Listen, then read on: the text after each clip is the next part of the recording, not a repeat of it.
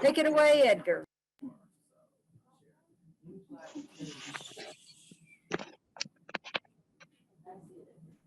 Good morning, everyone. First, I'd like to start out with saying thank you to everyone. Thank you for those that have been helping us test our system here and there. And then overall, thank you to everyone that has been out there serving the meals to all the children.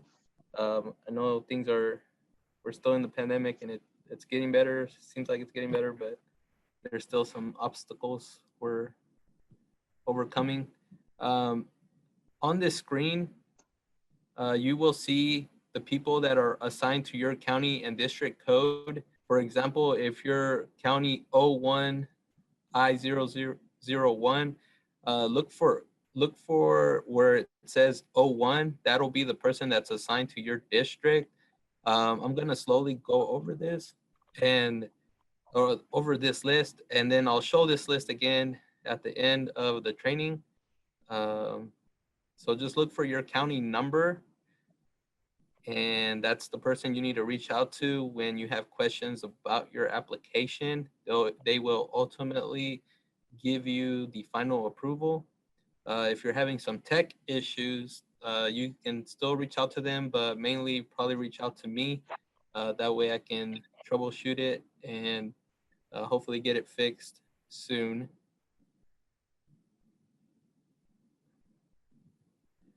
D. Houston does have several specific counties. I'll just hang here just for a few seconds longer.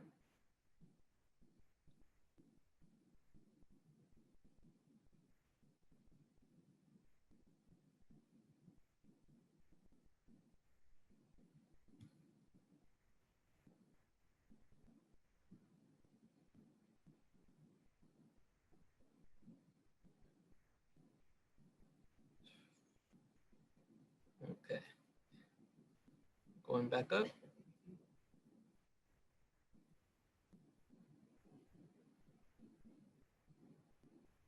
And that's it. And like I said again, I'll show this at the end of the training as well. So now I'm going to switch over to a different screen.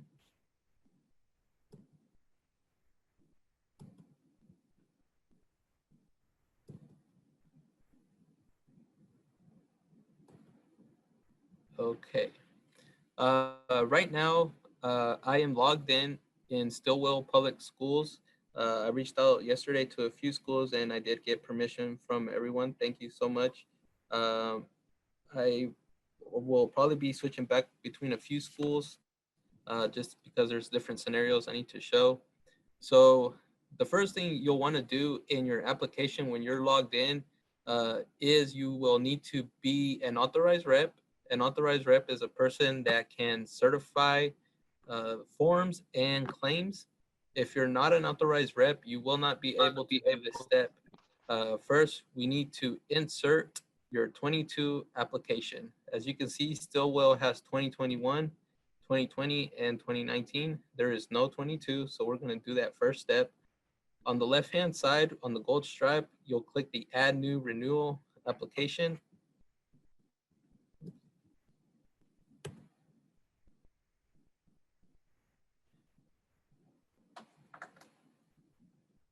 It's loading here. Okay, then you will see this chart. Here you can also see that the 22 application is not inserted yet. So we will click on Add New Renewal Application.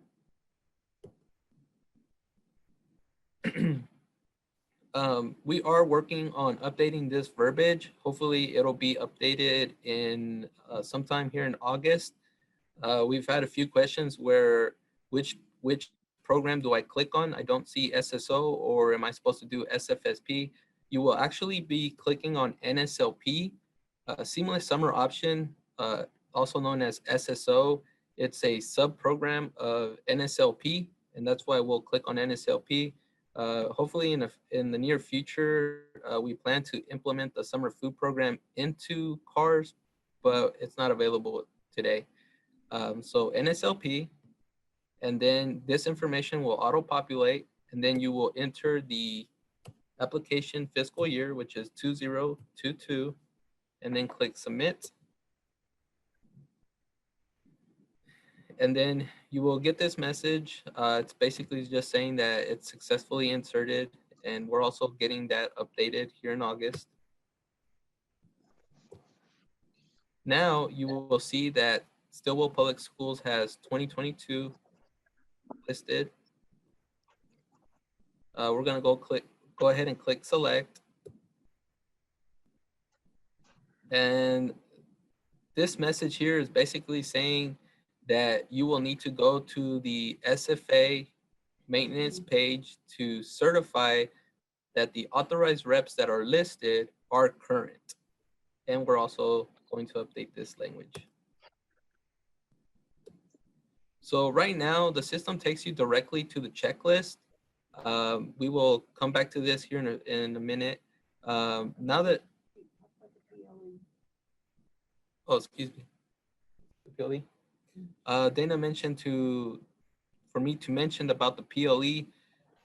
Normally, when you're going to start the new fiscal year, before you can actually insert your application, you do have to submit a PLE tool to this office before we grant you access to your new year application. However, this year, going into 22, USDA has exempted the PLE tool for schools that are participating on Seamless Summer. That's why you're able to insert your application without the PLE tool being submitted to our office. However, if you are going to participate or stay participating under NSLP, then you will be required to submit a PLE tool to our office, and we will need that as soon as possible as well. So if you're claiming under NSLP, breakfast, lunch, and snacks, you need to submit a PLE tool. If you're claiming Seamless Summer, lunch, breakfast, then you do not need to do a PLE tool, which I believe a majority of you will be participating on SSO. Also, it's in your best interest to still claim under SSO because those meals are free to all the children. And this year, FY22, you will be reimbursed at the Summer Food Service Program rates, which, for example, we'll get the rates here, but lunch is like $4, so you're getting $1 more than you would in national school lunch. So it's really in everyone's best interest on a school level and on the household family level. So now that we're on the checklist, we're gonna, below the baby blue box where your county and district code, there's this SFA button. We're gonna go ahead and click on that because we're going to the School Food Authority maintenance page. And again, this message is just wanting us to verify and certify that the authorized reps are current. So in this page, we're just gonna make sure everything's current. Mailing address looks the same, physical address, there's no change there. Okay, so here we have this authorized rep, and we are going to say that yes, it is current. There has been no changes.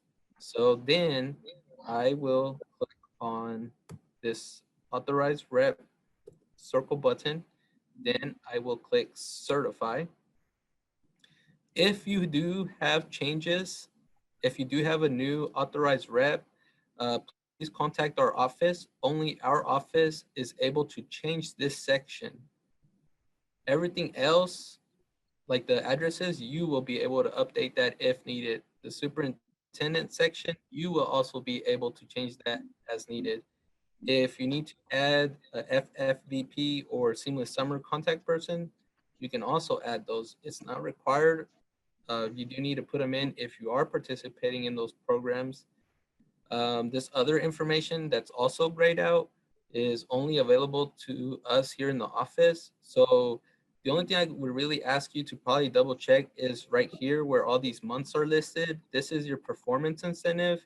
That is the extra 7 cents that you get when you're getting PI. But if you're participating Seamless Summer this year, it actually will not be applicable because in summer food rates, PI is not included. But this is something you still want to watch out for. So you're getting your performance incentive in the future.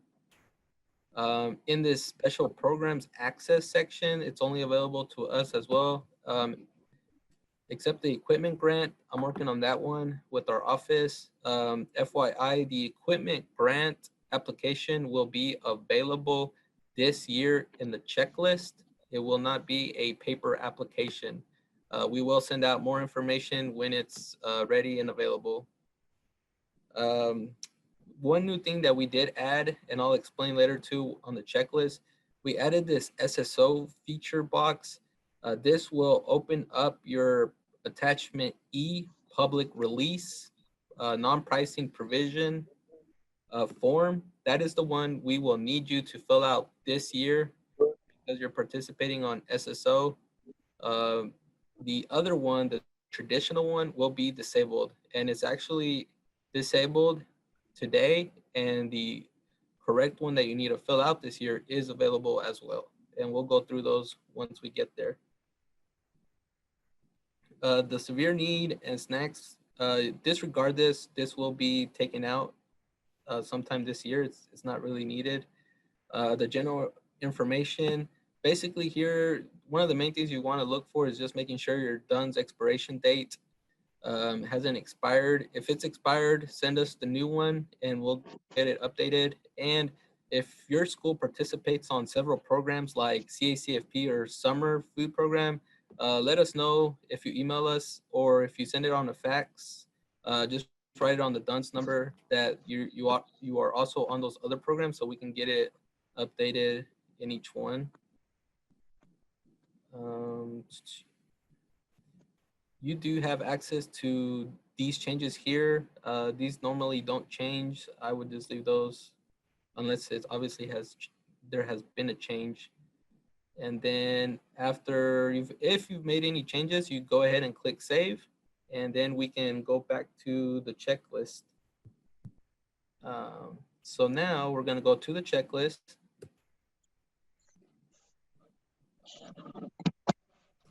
So in order to complete the checklist, the policy statement must be submitted first. So now that we're on your checklist, this is the first form that you will need to complete first. So once you complete it, all these other forms will unlock. See how they're all mostly not hyperlinked available? So we're gonna click into the permanent policy statement. Most of this information should have carried over. If it didn't, let me know and we can take a look into it. One thing you want to notice is number 2, if you're with a food service management company, yes, we will need a renewal letter. The renewal letter is only needed if it's your 2nd, 3rd, 4th, or 5th year with the company. If it's your 1st year, it is not needed. If you're not sure what that letter entails, please reach out to your food service management company and they will get you taken care of. Basically, the letter needs to be on a school letterhead, signed by both a school rep and a food service management rep, and a statement that says that you both agree to such meal price for this new fiscal year, 2022. And then Becky Gray will reach out to you if she has any questions regarding that letter. And we'll just move on. You'll go ahead and add your food service director. Any additional child nutrition person?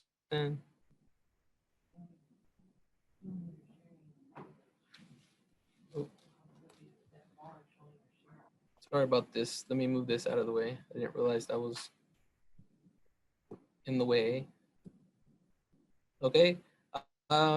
On number 6 and number 7, the hearing official and the determining official cannot be the same person. So in this example, it is correct.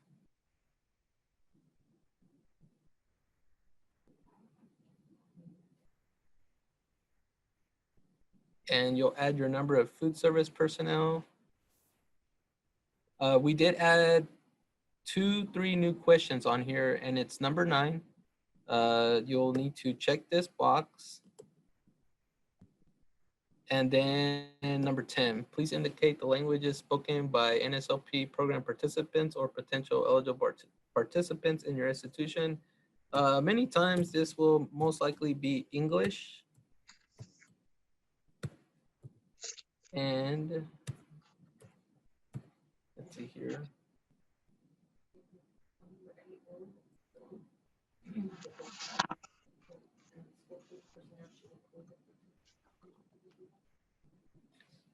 I'm going to go back to number 8. Number 8, your number of food service personnel. This needs to include everybody in the kitchen. That includes food service management company. And for example, a school employee, for example, you might have a manager or child nutrition coordinator that's not working in the actual kitchen. They kind of just see more of the paperwork. You should go ahead and include them in this count. And then on the site applications, you'll include them there where applicable. And even that child nutrition coordinator, you'll include them in one site, but you don't need to put them in multiple sites because that'll be double counting them. Basically, you want to make sure number 8 will equal your total in site applications. So here, if you have 16 food service personnel, then I would imagine in your site applications, let's say the kitchen's in the elementary, then maybe go ahead and put all the 16 there because that's where the kitchen's at, and then just mainly where all the child nutrition food service happens. Let's see. And then we'll move forward. Okay. These just rolled over from last year. If your information doesn't roll over from last year, or if you have a question about one of those questions, feel free to call our office and we can help you see what the best option is for your school. As you notice, we have this message that popped up, and it appeared because this school is with a food service management company. So it's just a friendly reminder just to let you know that we do need that letter if it's your second, third, or fourth, or fifth year. It's not stopping you from moving forward with the form. It's just a friendly reminder. And then we'll certify it, and you'll get it here too. Okay, now we'll go back to the checklist. Oh, sorry, let me go back to the policy statement. Did anybody have any specific questions about this form? Maybe we can answer a few here. One question was, do they need to update their authorized representative before they continue with the forms?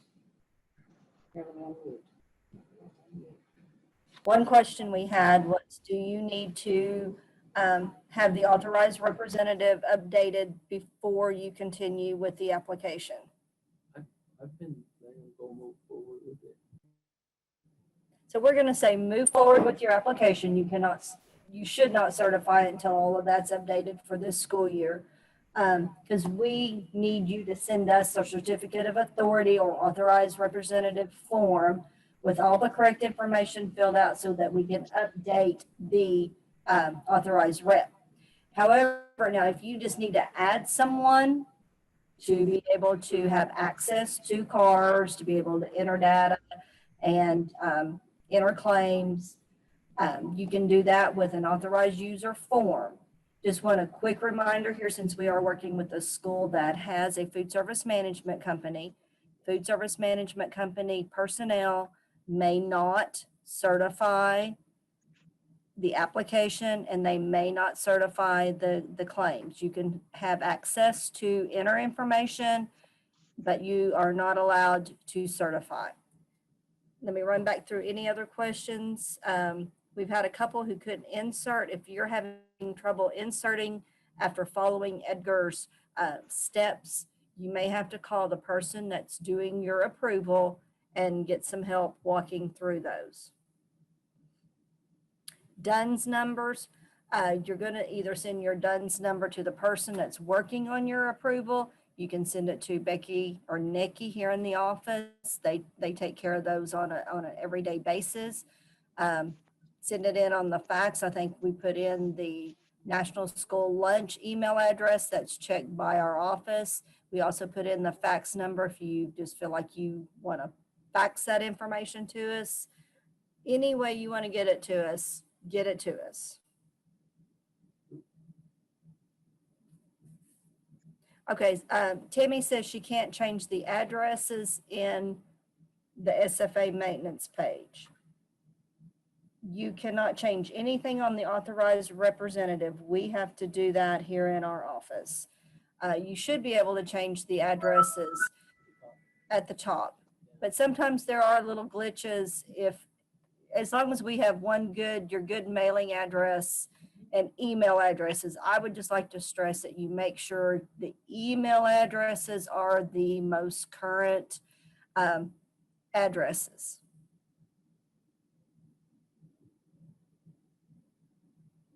Edgar, I think that was pretty much all of our, okay, wait a minute.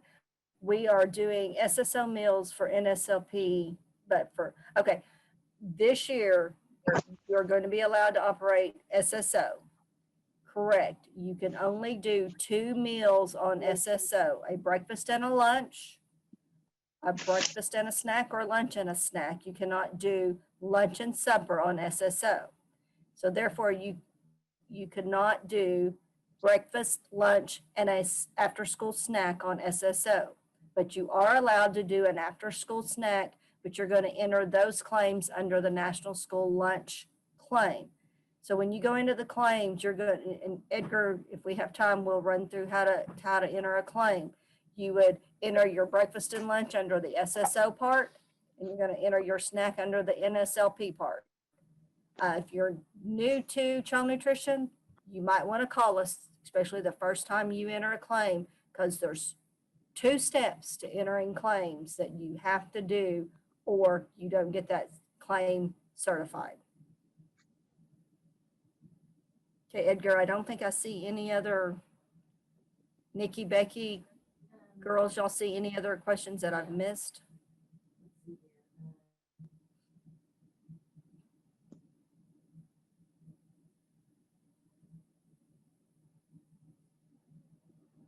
Karen Sequoia wants to know what milk substitution is. Can you explain milk substitution?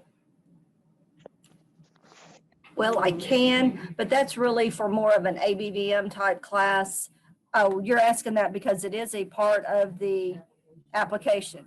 All right, Karen, what the milk substitution says is by law for older children, a school does not have to provide a milk substitution for just children who don't like milk. But you can provide a milk substitution if you have a parent, maybe Junior just doesn't like milk.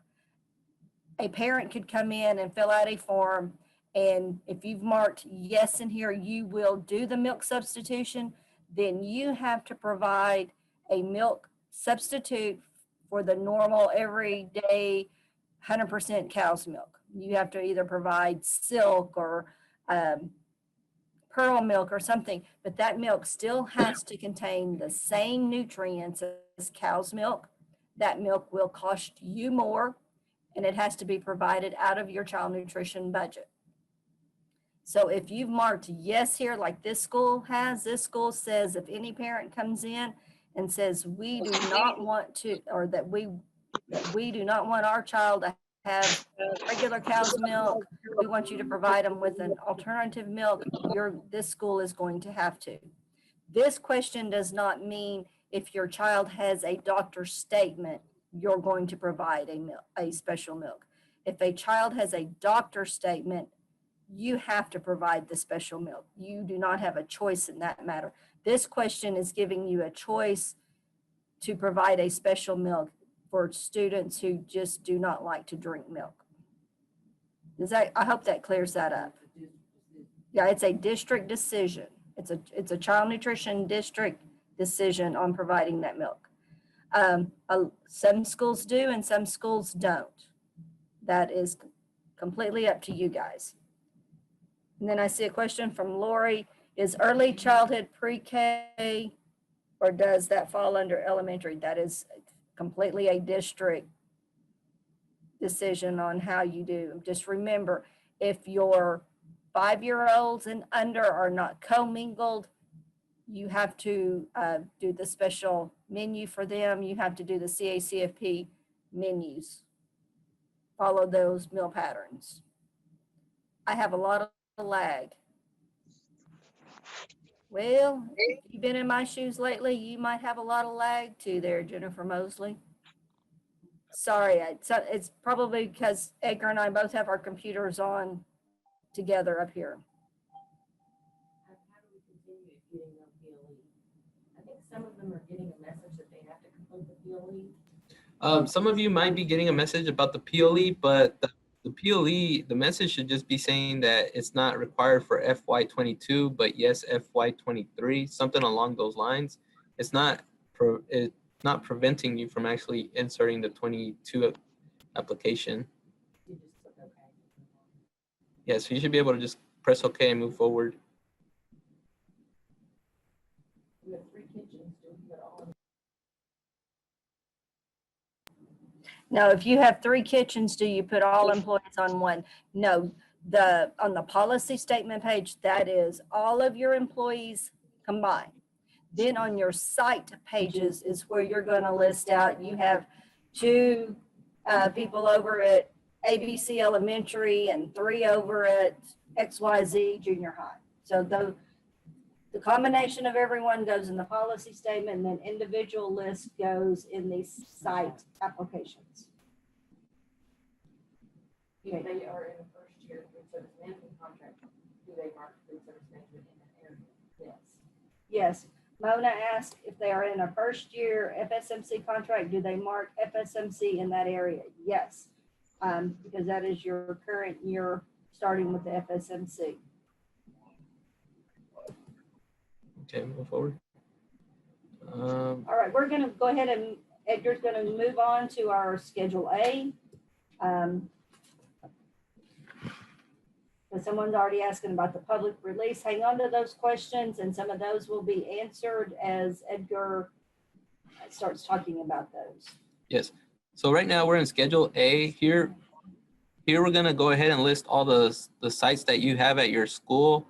If you don't see a site, please reach out to me. We can take a look at it. Sometimes it could be because there could be a technical difficulty, or we're just waiting on accreditation to update their file. So because our information pulls from their information as well.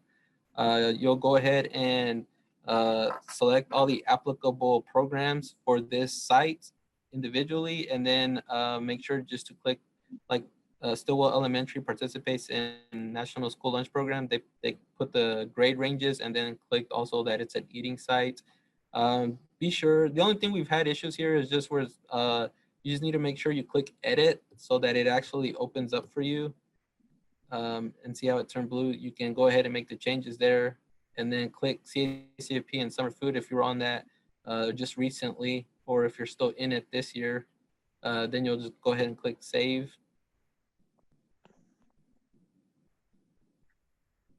And you'll just do that for all these schools. One thing to know is that on severe need and the severe need breakfast and the regular breakfast, make sure you have those correctly, because if you check severe need breakfast, this will unlock your Schedule C severe need breakfast form, and we'll get to that here in a few minutes. And then if you click on any after school snacks program, this will also unlock your Schedule D as in dog.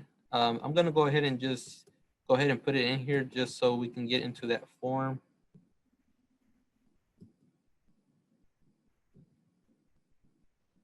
Let me click on it too. Okay.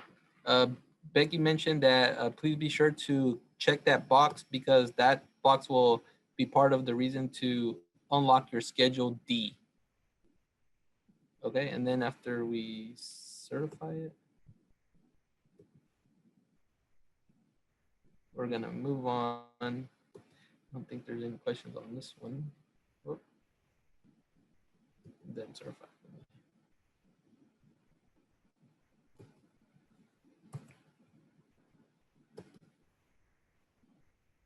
Okay.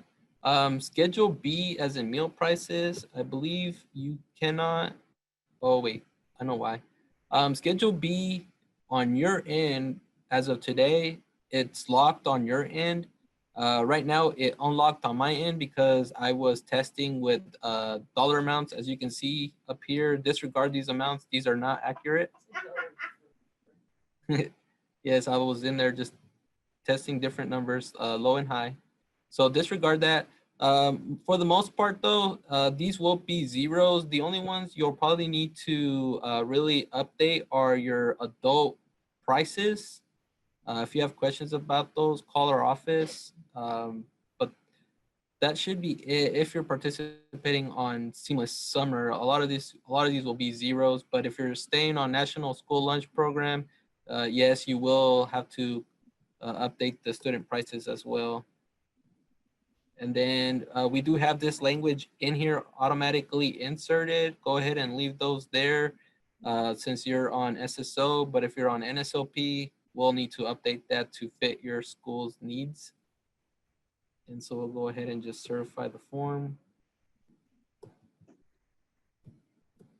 Does anybody have any questions on this one? Oh, we have.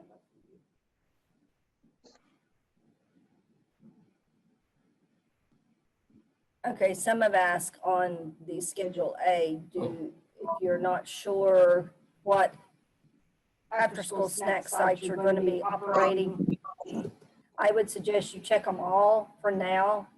And then you'll also have to complete the Schedule D for all those sites. But at some point, you would want to come in and make edits to those if you're not going to serve them. So let's say you have 4 elementary schools, and right now you think, okay, I'm gonna do the after-school snacks and all 4, but when after school starts, 2 principals say, no, we're not going to, then come back and let us know that you're not serving at those schools.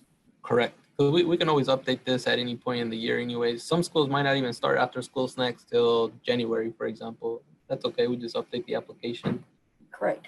Then we have a question. We have a non-accredited site under the elementary school, where meals are taken to the site. Do I check eating site for it? I would say yes, because it's an eating area. It's an eating area. But so hang on, everyone. Take a 2-second break.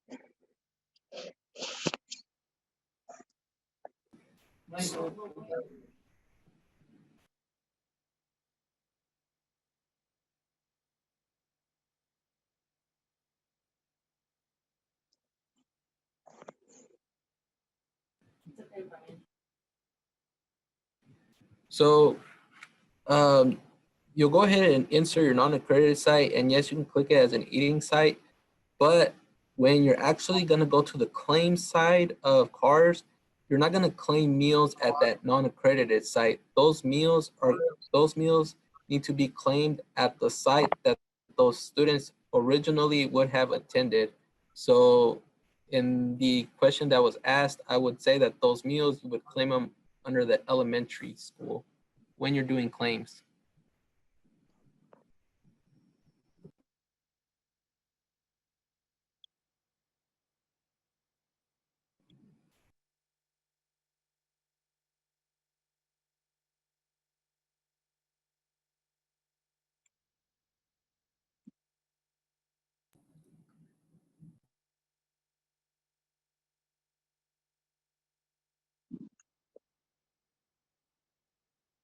Someone asked if we needed to wait until we did our final submit on the whole application until the Schedule B prices are correct. Yes. Unless you want Edgar to just decide that everyone's going to pay $10 for adult meals for lunch and $5 Y'all might have some teachers mad at you. But we have to wait for the national school lunch pricing, reimbursement rates. Even though we're not operating in SLP, we have to wait for those rates to be issued by USDA, because that will be what you charge your adults, is still the free rate, the commodity rate, plus the 7 cents. So those have to be entered so we can figure our adult pricing. Correct. Plus, there's also an edit in the system. It will not let you submit the application since Schedule B is not certified yet, which you'll see it on your end. If I'm able to submit the application since Schedule B is unlocked on my end. So we'll go to Schedule C, severe need. Many of the schools in Oklahoma are, their sites are eligible for severe need breakfast. There's very few that are not eligible. And those of you that are not eligible, it seems that you are well informed on that. And your Schedule C might not be unlocked for you. And that's just because the sites are not eligible. So here we have these 3 sites, and they are all eligible because they all meet at least 40%. If you happen to have, well, actually, if you have a site that is not eligible, it'll still insert here. You might need to call us and we can help you get that corrected. Or if you do have access to the form and you see it in there and it does not meet the 40%, yes, go ahead and delete the sites and then just leave the other ones that are on there. But like I said, if you have any questions on how this one works, give us a call. There's still some improvements we want to make on this form that will probably happen later in the year, if not for FY2023.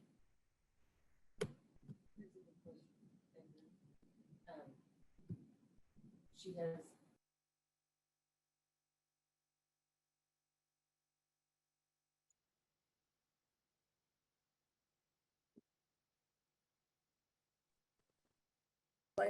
I'll answer that. I think it was Janet Quaid that asked the question, if you have sites that are not 50%, because in a normal school year, to operate the after-school snacks to feed all those students free of charge, a site has to be 50% or more free or reduced. This year, because of the area eligibility waiver, that's a nationwide waiver, any site qualifies for the after-school snack program. So you will be allowed to feed your students on after-school snacks free of charge. In other words, you won't have to charge, if you're under the 50%, you won't have to charge the students. They will all be free. Correct. And we'll get into that on the claim side and on the SSO application. Even though they are eating for free for breakfast, you will still want to claim them. For example, like if you have one school that's severe need breakfast, you'll still claim them in the severe need breakfast box. And then if the other site is not severe need breakfast, you will claim those meals in the regular breakfast box. You're still going to be reimbursed at the summer breakfast rate. It's just that on the reporting end, we'll be able to identify this school served this many regular breakfast meals, and then this school served this many severe need breakfast meals.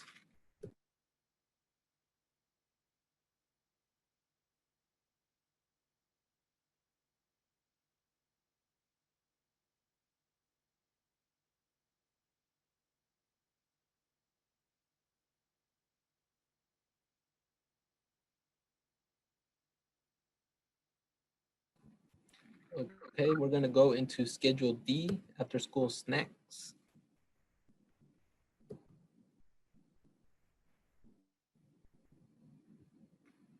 This one's pretty easy. You're just gonna insert the sites that where you're actually gonna be serving after school snacks, after school snacks. I'm gonna go ahead and insert Stillwell Elementary. I won't fill this out. I'm going to simply click insert. And voila, there are numbers pre-populated. These numbers come from the FY20 low income report. There is not a 21 low income report, and that's why we're using the FY20 report. If you have numbers that don't appear in here, please give us a call. It's probably because the site did not have a low income report during that year, or maybe it was a site that didn't exist in that fiscal year, and that's why there's no numbers there. And so give our office a call so we can just make sure that we're approving that site in the correct manner. This one obviously, yes, is over 50%. So all the snacks there are going to be claimed in the National School Lunch Claims section, all under free. Go ahead and certify it. Is there any questions there? I think the girl, no, I think one of them was asking about pre-populated and you went on and answered that. So I think we're pretty good as far as the check is concerned for schedule. Okay, we're moving forward. Okay, and then here's the snack agreement. Basically, here you just want to look over this, just read about it, and then you will simply just click that you've read it and agree to it, and you're done there. And then we'll just go to the checklist. Okay, so here's one of the popular forms that we've been having questions about. You have attachment E, the public release traditional, and then you have attachment E, public release, the provision and non-provision. Many schools that are on, or many schools that do the free and reduced meal application normally do this traditional form, and then schools that take part in CEP or provision 2 or 3, or even just non-pricing will normally fill this second one out. However, this year we are asking or are requiring the schools to fill out the provision on pricing, and that really just comes down to everyone is basically participating on SSO and all the meals are free, and the language in these two are different. The language here in the traditional basically says that, hey, there's meals being served at this school and then there's these prices, but then the public release says all the meals are free, and that's why we're requiring the schools to fill this one out this year. So if you even try to click on the traditional, you'll get this message that says, please complete the next attachment, public release. You'll just simply press OK, and you will go to the provision, non-pricing, public release. You'll go ahead and click on it. And you'll click on this first box that you agree to distribute the public release. I'm just going to use an example date here.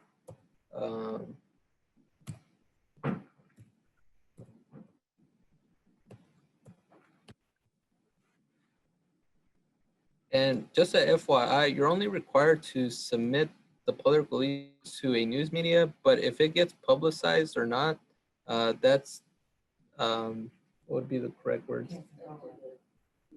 That's. They don't have to pay them. You do not, what Edgar's trying to say is you do not have to pay to put your public release in a newspaper. You're required to send it to them. If they publish something for you, that will be great. But however, you can also put it on your website. This year, we are suggesting that you send out the free and reduced lunch forms for your other funding. I would highly suggest you attach a letter to that says your children will be eating for free, but please complete this application for other important district funding.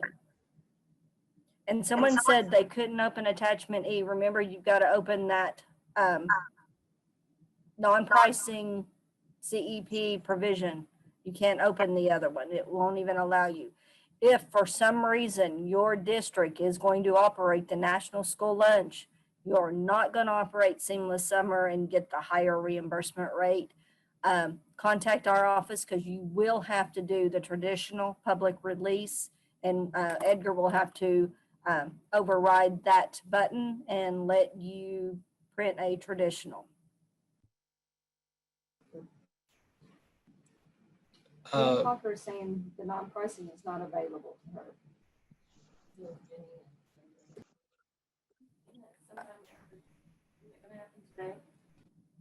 Yeah, it should have been today. This morning. Okay, that may be some technical difficulties on our end. Our programmers were supposed to have the public release ready to go. So if you are trying to get into the attachment E in that non-pricing CEP provision public release, just hold on. We'll, after our training, Edgar will get with our programmers and find out why that may not be working.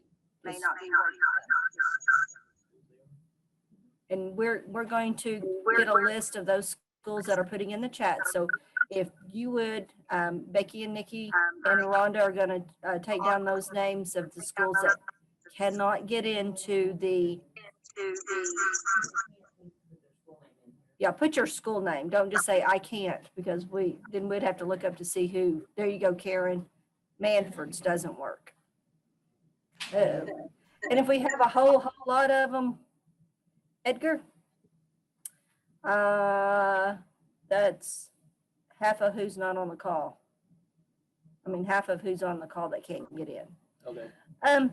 We may not write all of them down. Go ahead and put your name in the Yeah, chat, because we can pull the chats later. Is everyone?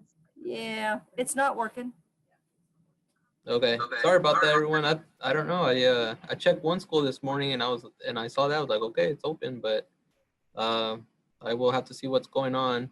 But basically, it's a more simple form. So you'll just go ahead and put the news media, and then when you do have access to it, the district Y button should be pre-checked, and you should see a check mark on this SSO.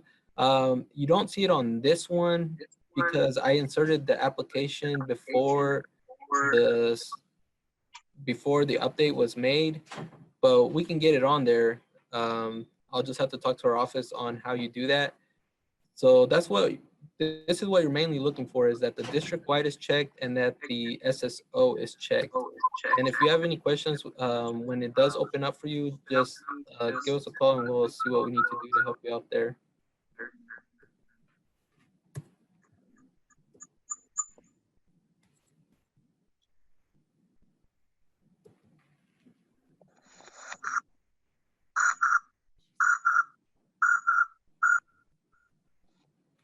Okay, and then we're gonna go to the attachment. Oh, yeah, we already took care of public release, right, for now.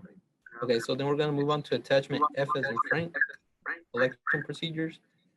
We didn't make any changes here. Everything should have just kind of rolled over from last year. I don't know if there's any questions that anybody might have on here. Let's see here. I'm going to ask my question. This is Dana. I'm going to ask my question out loud, because this is going to be a question you guys are going to ask. Do we update this information this year since we are not collecting money from students? Well, we had our training thing, we said just leave it how it was. Okay. What our consensus in the office, since this is a form that rolls over every year, is just leave it how you normally collect from your students if you were in a normal year. So don't go in and change it all and say we're operating SSO. Leave it as is, your normal point of sale, how you collect. You collect in money in the office, the classroom, whatever. Leave the form alone. Trying to make it easier for us and for you guys.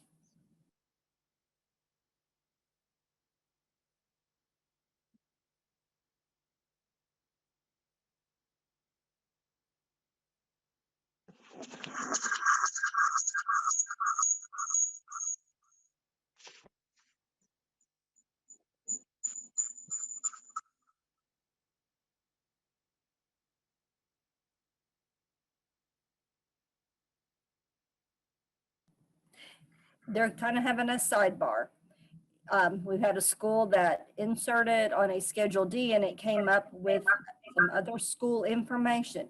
If something like that happens to you when you're inserting, stop, don't certify, don't save it.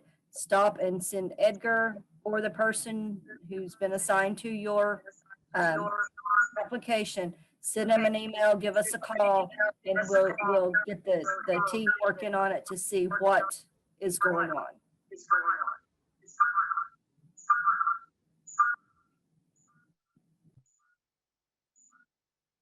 Okay, I'm gonna pause here for just 1 minute. I gotta ask our office staff one thing about these next forms. One moment.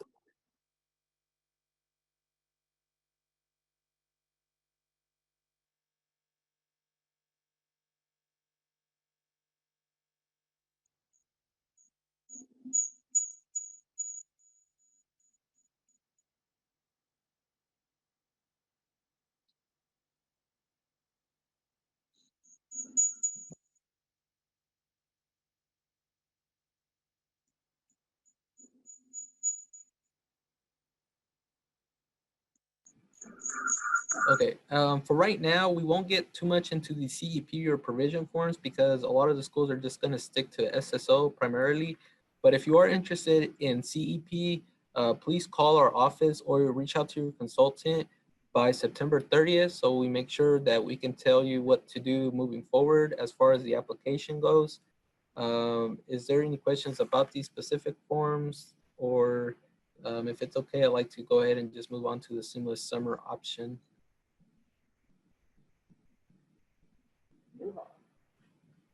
Okay, we're gonna go. The seamless summer option, we did make updates to this application, and we will get in there. So yes, you do have to insert each site this year.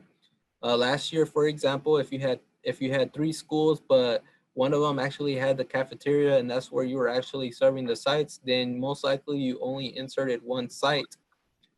But this year, we want you to go ahead and insert all the sites, because when you go to claim under SSO, you're going to claim by accredited sites. So even though you served all the meals at the elementary, you're still going to have to break them out by elementary, middle school, and high school, because yes, you will have to claim those meals in that way as well, just like you would in National School Lunch Program. I'm gonna go ahead and just insert the elementary.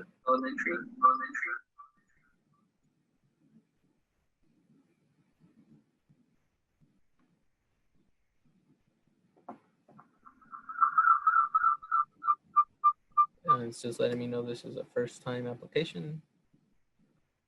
So here we did auto-populate the school's contact information, and then on the contact name, we're just gonna use me as an example. Please be sure to put a first and last name. Sometimes we had just the first name, but we really like the second name on there as well. This July right now that's here on the screen, that July is this July right now. So if you're operating this month, this is the July you'll click on. This is not for next July. If you're not operating this month, July, then you'll skip it and you'll want to go click all the applicable months.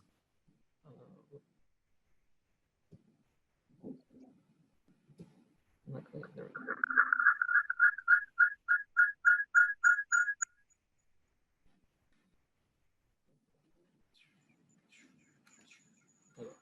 And we also added this days of operation. We like to know when you're operating, if it's Monday, Tuesday, Wednesday, Thursday, or Friday, or just Monday through Thursday. We are not allowing weekends this school year, and we are not allowing holidays this school year either.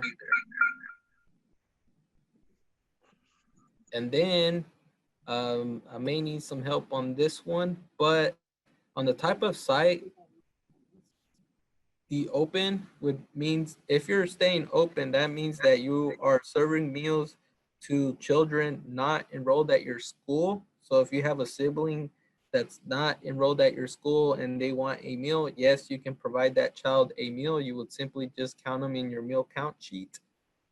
If you only want to serve to kids enrolled at your school, then you would choose closed enrolled.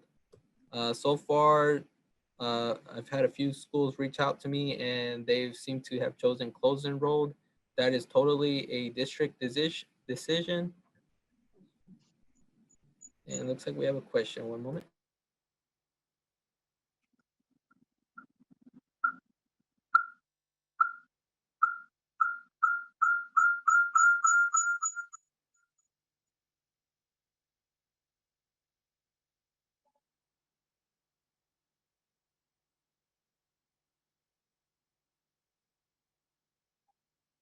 Okay, our question in the office was, if your students are virtual, do you have to be an open site to be able to serve your enrolled virtual students? No, you can be closed enrolled because those students are actually enrolled in your building. So if if you want to be closed enrolled because you don't want to feed the community children at large, you want to be closed enrolled. If you want to feed every child from age 1 to 18 again this year, it doesn't matter if they're enrolled in your district or enrolled in a neighboring district, you want to be an open site. That is, those two are totally a school district decision. And then the type of camp, obviously. Oh, here, we have one more question. Got a question. So if we do closed enrolled, would we be able to, hang on, I lost my question. Somebody else ask another question. If we do closed enrolled, would we, I can't even read. If we do closed enrolled, we would only be able to serve enrolled students the after-school snacks. I believe that clarification that just came down the pike. After-school snacks can only be served to your enrolled children. It doesn't matter if you mark open or closed on your SSO, because the National School Lunch Program is only for your enrolled students. And then you still have to do the enrichment activity, educational or enrichment activity.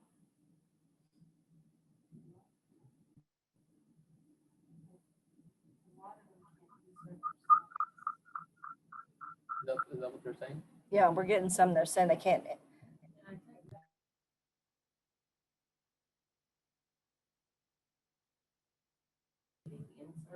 Okay, we see several questions here that on the SSO part where Edgar showed you, you click on your elementary, where he clicked on the elementary, he's gonna kind of walk backwards a little bit. So right here, when you insert, you put that school name, you have to click insert before that school name will appear and the status of that application. So make sure you do the drop down, you pick which site you want, and then you click insert. If that still isn't working, let us know.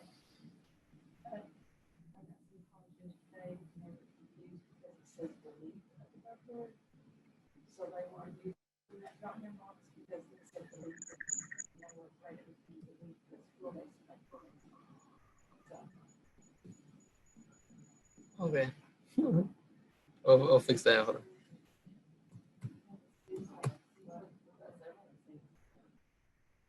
So is it spinning and just, oh, I'm sorry, I am on mute.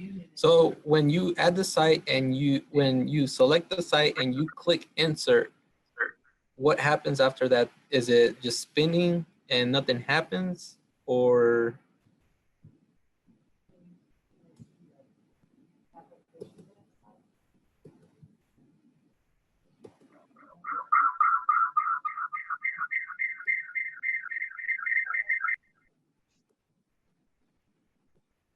Are there any more responses on the chat? Well, this one said that mine is very slow, but it did finally. Okay. We had one school say it did take a little time to insert, but it did finally get in there. I will have to look at that as well with IT after the meeting and see what's going on. Okay, and we have another school too that said it finally got in there. I'm gonna guess it's because all of you are on at the same time trying to insert applications. It's kind of like when we're on the freeway and we all get to the exit at the very same time. Sometimes it slows the traffic down just a tiny bit. So hopefully that will correct itself as we move forward. A couple other questions someone asked. So for an open site, must do enrichment activity. No, the enrichment activity we're talking about is only for the after-school snack program. You do not have to offer any type of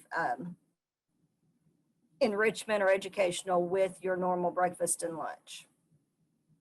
Okay, I'm trying to scan through some other questions. So I'm showing 25 new messages, so y'all hang on just a second. Let's let Edgar finish going through this seamless summer, and then I'll go back to where I looked at the last question, and we will continue on. Okay, so like I said, in this situation, we're just gonna click close enrolled, and then type of camp is not applicable. C and D is not applicable either since you're a school and not a camp. Number 5, explain advertisement. This is just how you're gonna advertise to the community how the meals are being served. Some schools have chosen, for example, newspaper, web page. That's also like your school website or social media. These are just examples. It ultimately comes down to what you decide to do.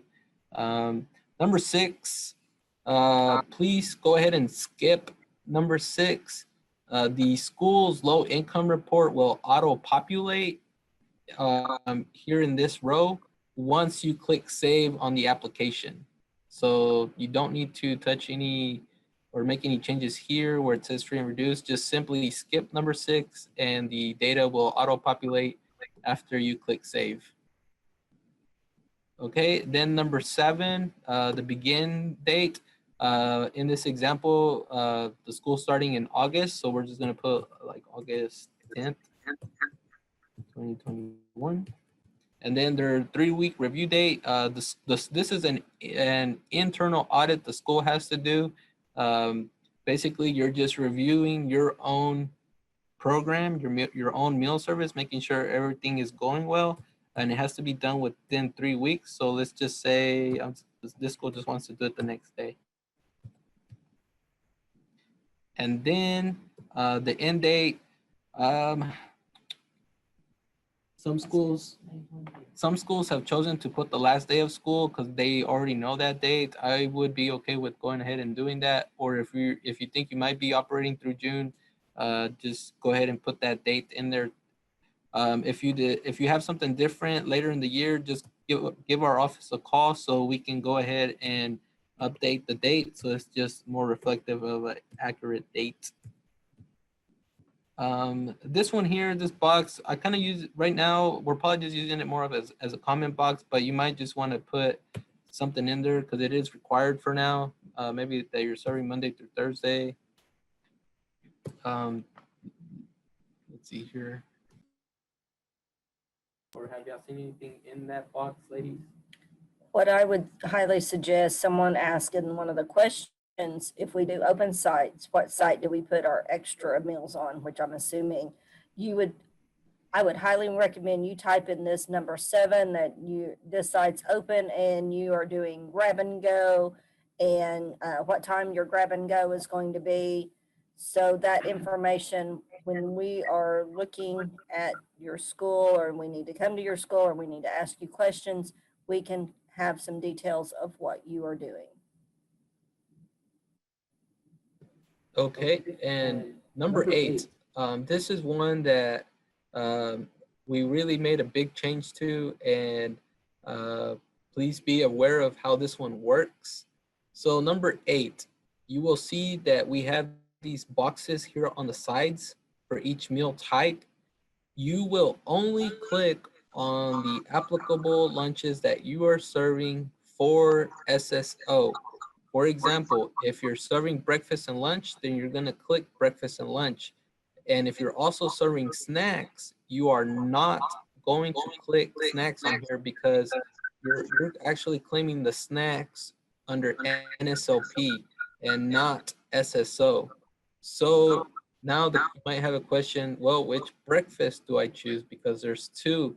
You are only going to click one, and the best way to explain it to you would be that you might need to look back at Schedule C, Severe Need Breakfast, and see what sites are listed there, because those sites that are listed there will be the sites that you will click Severe Need Breakfast for in here.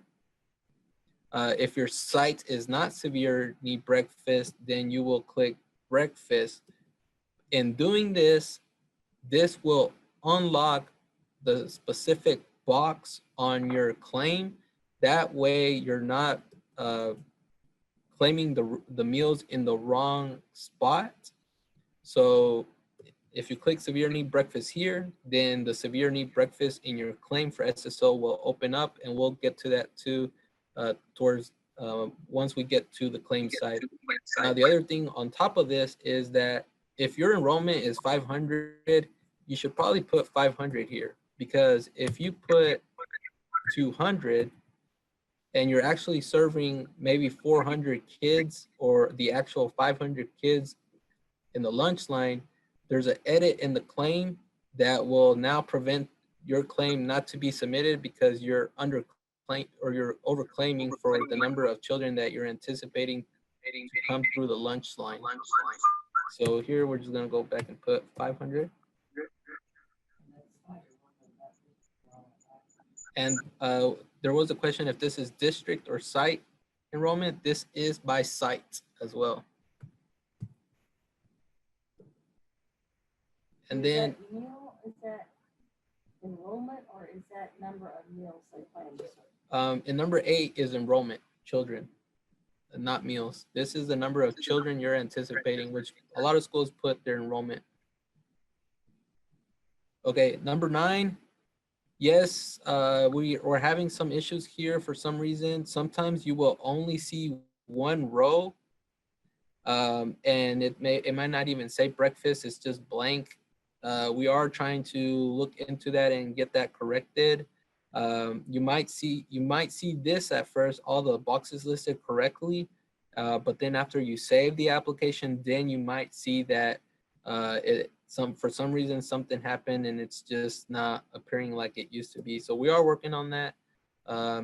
Feel free to let us know that you're one of those schools that are having that issue, just so we have more to look into. So since you clicked breakfast and lunch on number 8, we're gonna go ahead and put that information in here too. Random. Okay. And I'm gonna leave these blank since I'm not serving meals there. And number 10, we are going to update the wording on here a bit. I realized after we did this, it says, number 10A says, is your district serving meals to sites that do not meet the 50% free eligibility? The site, the wording here should really say, is this site serving meals to sites that do not meet the 50% free and reduced eligibility? And we're gonna say this site is not serving to other sites. And then B, is this site serving meals at non-accredited sites? We're gonna say just one. So this site actually is making meals for a non-accredited site that's maybe down the street or next door. One other issue that we are having in number C and D is that let's say this school is participating in CACFP, and we're gonna say this district is also their serving procedures that they do for SSO, they're implementing the same style with CACFP. So they marked yes in both. After the application is saved, we've learned that these questions here, the answers are not being saved. It will save if you put no. So we're looking into that as well. So hang tight. If you answer yes on both of these, give us a call, and there's a way we can help you just get it saved in there temporarily so that we get your application certified. I think most schools will probably be no though. And then some schools are sticking with a tally sheet or a meal count sheet, or some of you might be using a paper roster, or maybe you have an electronic system. And whichever way you're using, that's fine. Go ahead and just click the applicable box, and then where it says please explain how using these counting system benefits your institution or school, There's not an exact verbiage that you have to use, but I would, in my opinion, I would say this helps keep accurate counts. You want something to that effect. Oops, got a 4 in there. Okay. And then let me just pause real quick.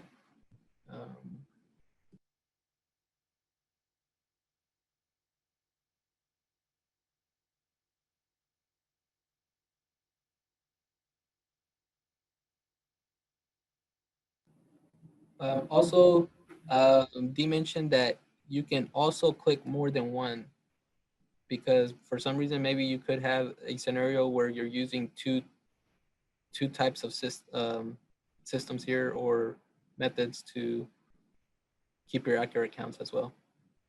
So just note that. Also, there's this attestation checkbox.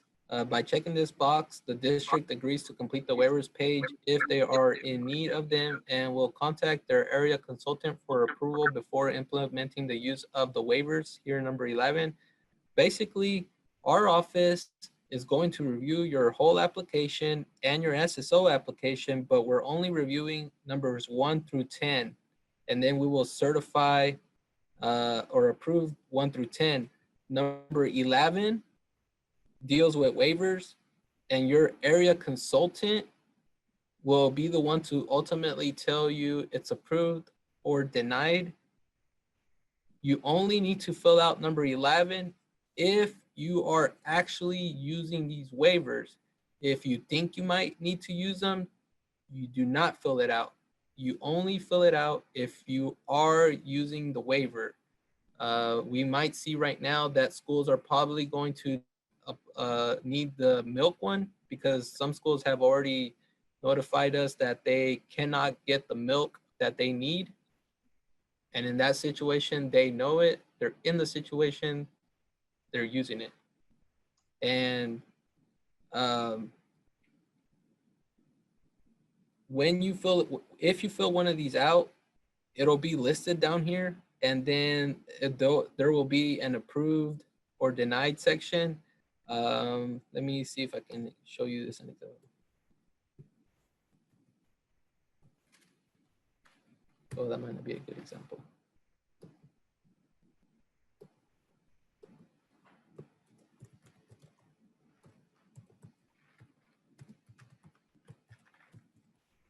While Edgar's typing, there's been a few questions come in. One about if you're an open site and you're going to be feeding siblings. I don't know what a sibling is. Siblings, do we increase the enrollment of students? I would highly suggest yes, because that number, as Edgar stated, is connected to the claim. So if you have 500 enrolled and you're planning to feed 1,500, the claim is going to stop you. Worst case scenario, you don't. You put in your enrollment, you feed the 1,500 a day, you get ready to submit your claim, it comes up with an error message that you're claiming more than you have approved. You call our office, we reject the SSO application for that site. You correct it, certify it, we approve it, and you get your claim in. We're still having trouble with people being able to get their numbers in on the meal times. We know that. Someone asked about preparing meals for a daycare. Just a little bit of information here. If you're an open site, you can feed anyone, ages 1 to 18. If you are going to be feeding a daycare, I would highly suggest you ask them if they are on the CACFP program. And if they are, you make sure that you state to them that they cannot claim these meals, that you are claiming them. That is not you're not the police. We're not going to come after you if you serve a daycare picks up meals or whatever, and the daycare claims the meals also, and therefore those meals are double claimed. We will not be after you guys as a school district. It will be on the daycare end to not claim those meals if they are picking them up from another entity. But you would not have to count them as a non-accredited site at all. So if you, even if you were delivering to them, you would need to put what in number 7 in whatever school you were going to prepare those meals out of. You would need to say, we're going to be delivering meals, the address of the daycare, and approximately how many meals per day you were going to be doing that.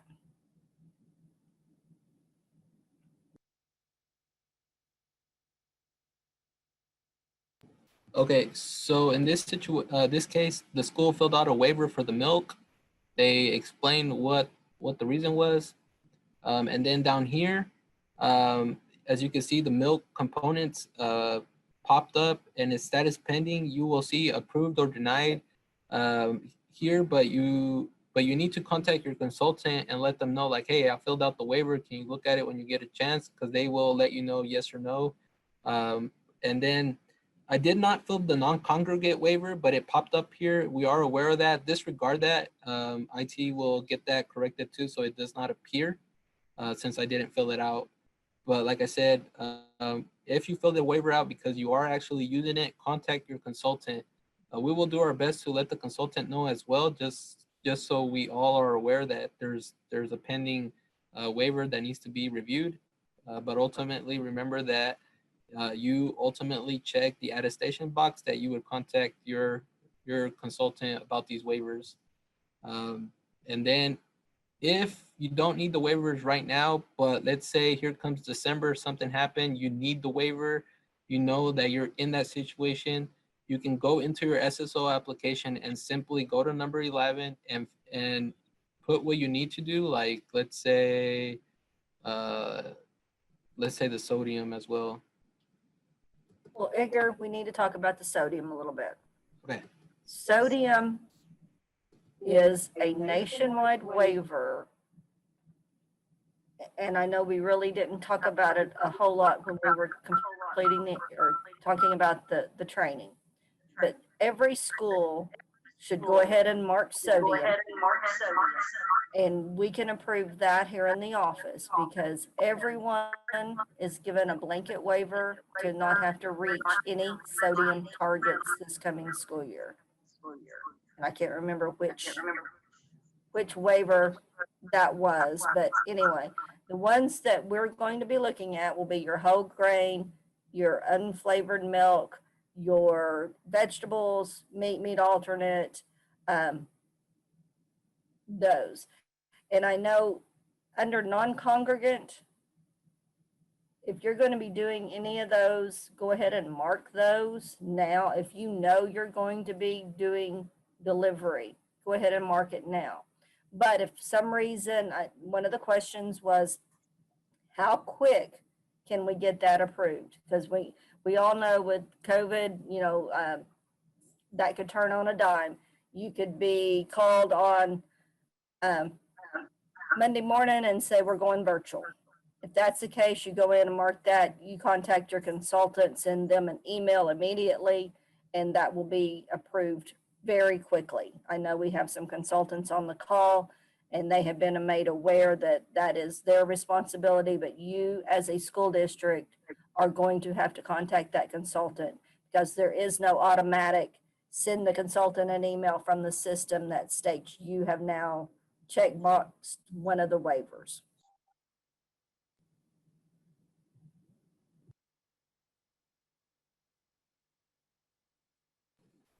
Okay.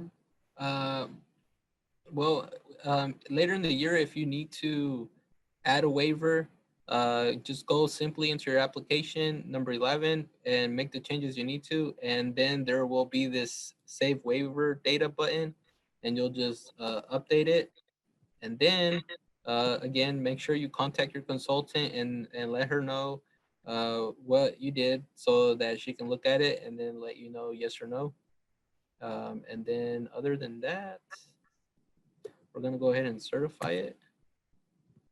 And then we're going to go back to the checklist. And we're almost there. I think we're actually making good time too.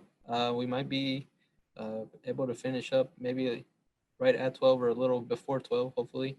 I like to take about a 10-15 minute restroom break starting now. And then we can meet back here at 10:35,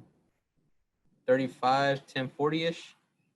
So stay on the link. If you get out of the link, just get back in there. It should let you back into the link for this session. I'm gonna go ahead and just unmute it for now, and then I'll see you back here in a few minutes.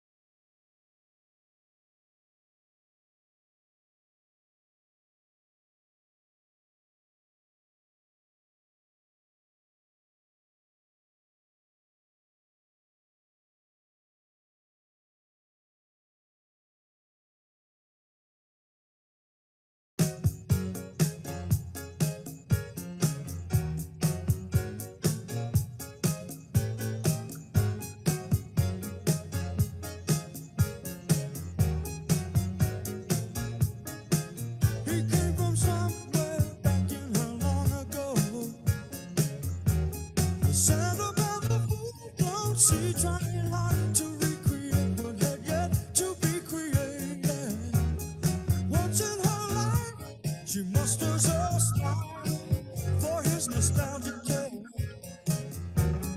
Never coming near what you wanted to say, only to realize it never really was.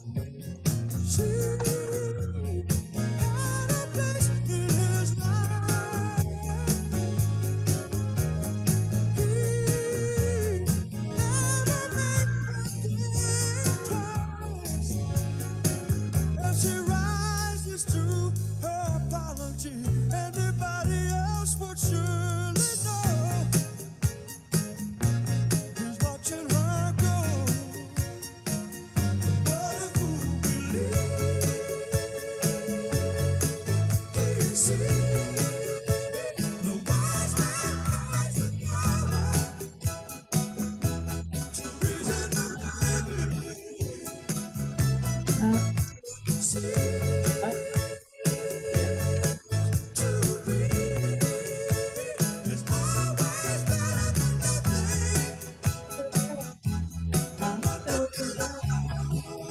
My application for the school to get it up again. There's a lot of sections to it. Someday, somewhere, she will return. Before midnight.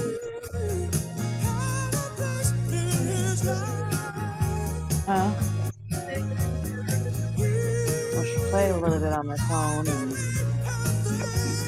then she got tired, she went and put PJs on, and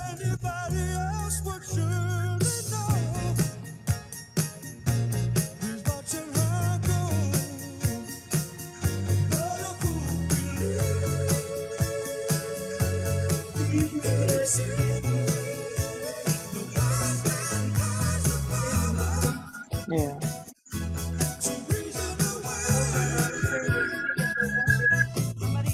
Huh?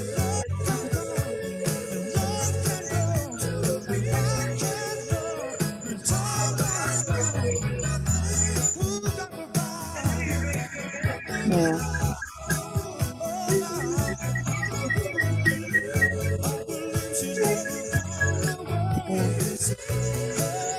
You have to get them on some type of schedule. Huh? Huh? What do you mean?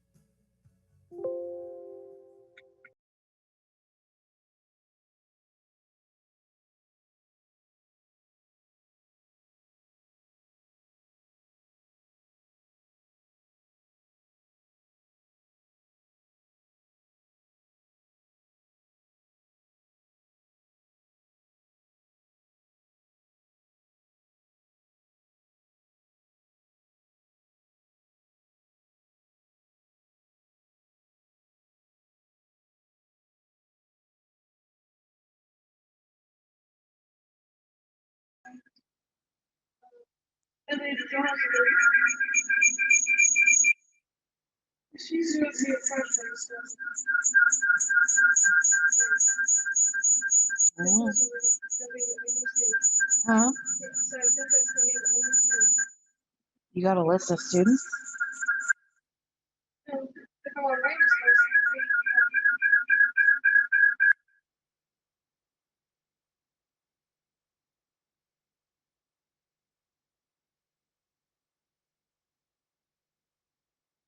Usually refers to as school working. But It usually refers to as school family. Like last year, Have their mute on and we mute took this one your period, mic. it was like 2 times. Please mute your mic. mm, It's not right and everything. what? Yeah, that, like, literally was pretty much, I was like, this is the last time Johnny, I'm not doing it. Huh?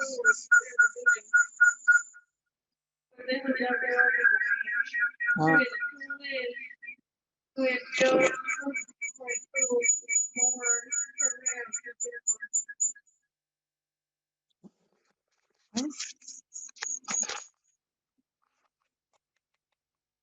to God, it sounded like you were just on a computer. Like an echo. How can anybody talk? We hear your conversation, whoever's talking. I see. Hey, folks, we're just going to give it about 2 more minutes and then we'll move on with the checklist.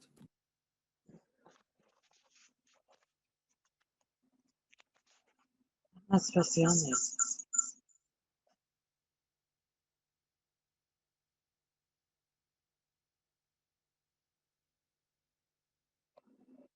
It's like really weird.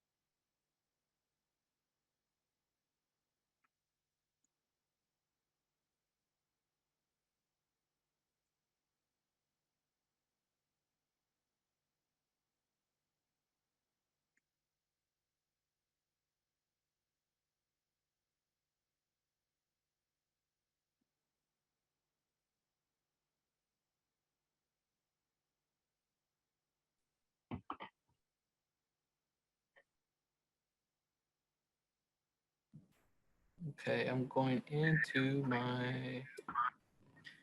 Hey, folks. So there was a comment made about you're getting a message about the point of service.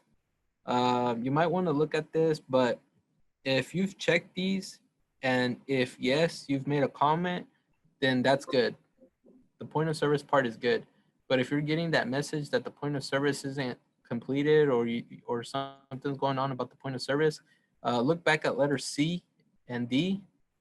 It might be because you answered yes in both of these, and when the application is saved, it's probably defaulting back to this blank answer, and then you're getting that message that says the point of service. Like that message box is another thing that I have IT on their to-do list to update that wording in there, because the verbiage needs to say, for example, letter D and letter C is not answered. Please answer yes or no. So if you're still having a hard time getting these answers in there, Let's wait till this afternoon. I have a meeting this afternoon around 1. I'm not sure how long it'll go, maybe an hour or less, but then I can help you out after that. I'll probably just need to go into your application and just click yes or no on my end, and then hopefully it'll let you save your application. So that's just a FYI there.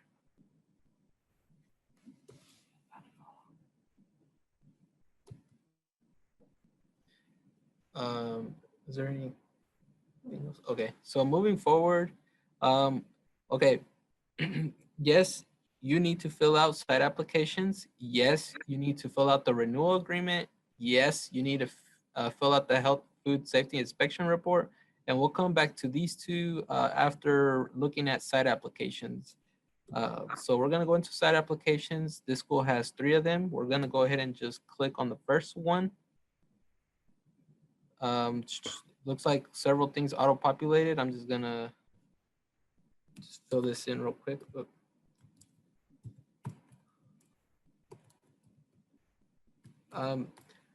Sometimes we get this question.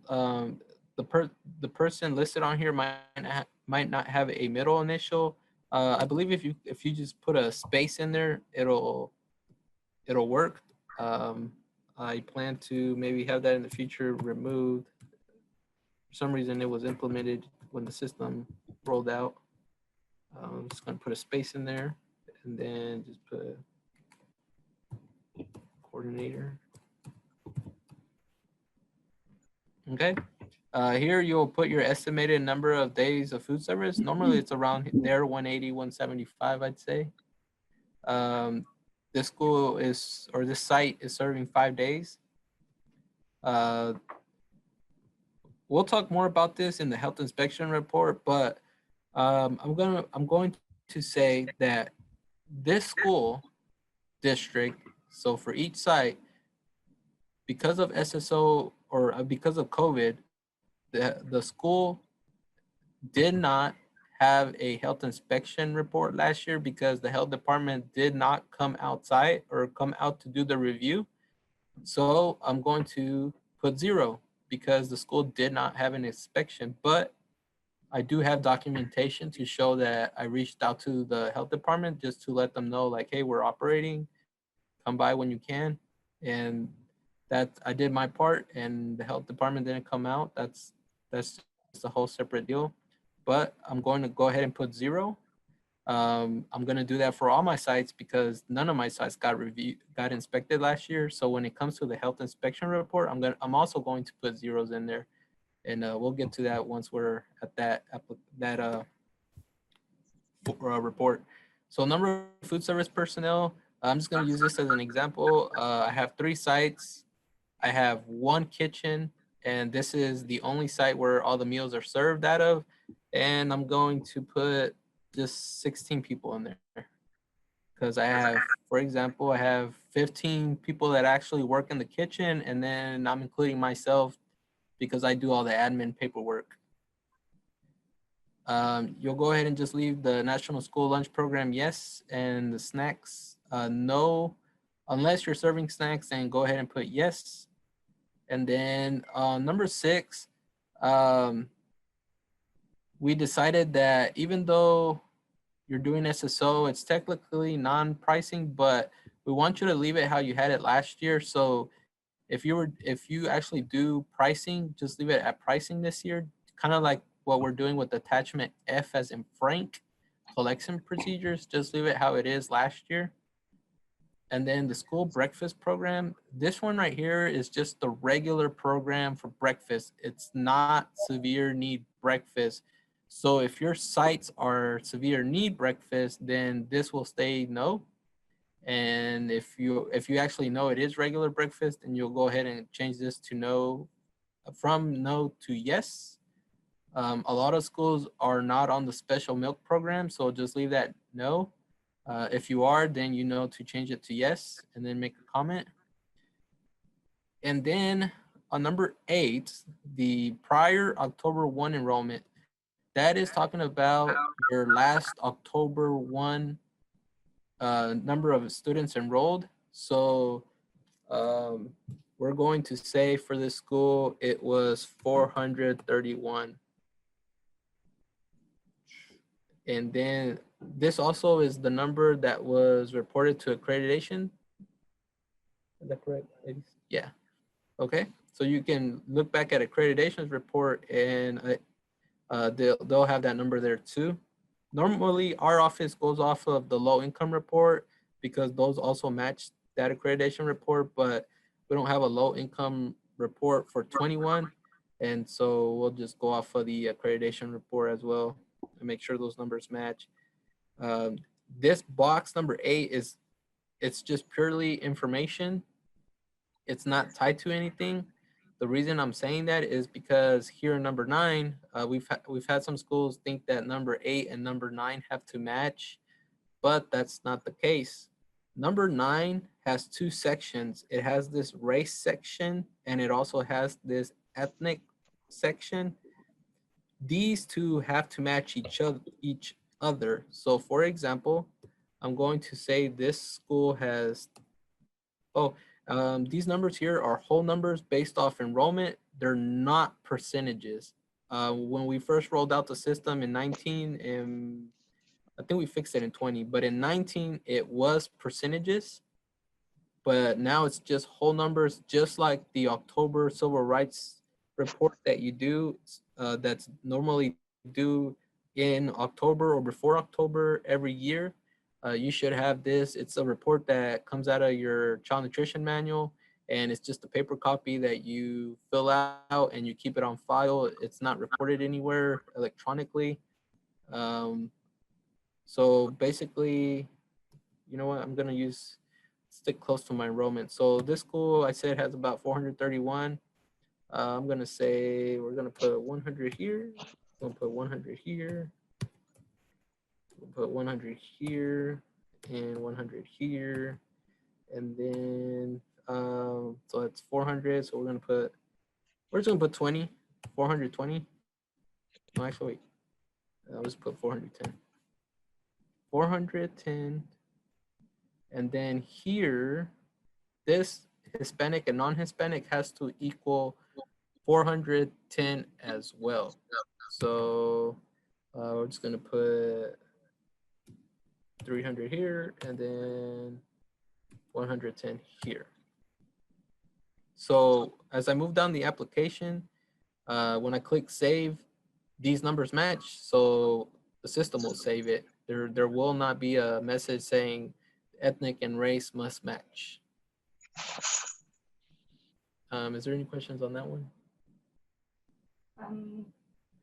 One asked, how come the information doesn't pre-populate for enrollment from accreditation? I answered that hopefully that's a future plan.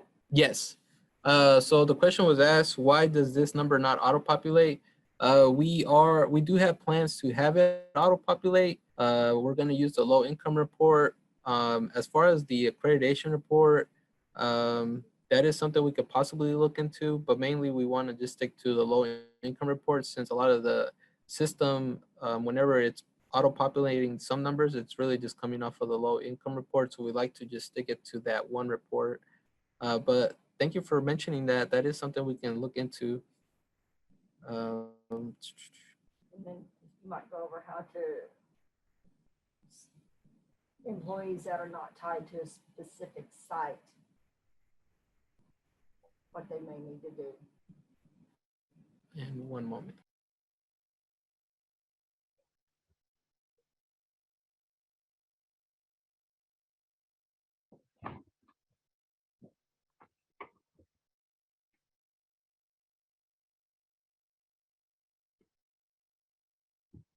Right. Okay. I'm just gonna come back to number, where is it at?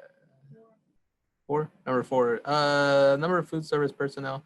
So I just want to make sure we understand this one. Basically, in this example, this site has 15 kitchen people, and then it's myself. And I work in the office. I do all the admin paperwork. I went ahead and included myself in this one site. I will not include myself or any of the other cafeteria people on the other site applications, because If we do that, that's just duplicating our numbers, and we don't want that. If this district has 3 schools and 3 kitchens, I would probably, and if each kitchen there's 5 workers, then I would put 5, 5, and 5. But I still need to include myself. I'm going to include myself in just one site.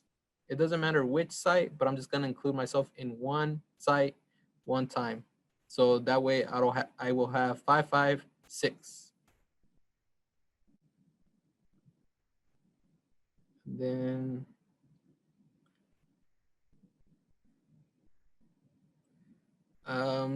number 10, 11, and 12 and 13, those normally just auto roll over from last year too. I would just stick to leaving those how they are. In the future, we plan to add specific definitions to number 10 for each of these options. That way we just have a more accurate selection. Let's see. We're going to skip number 11, 12, and 13 since those just kind of come over from last year. 14, this school serves breakfast or pre-K through 4th grade.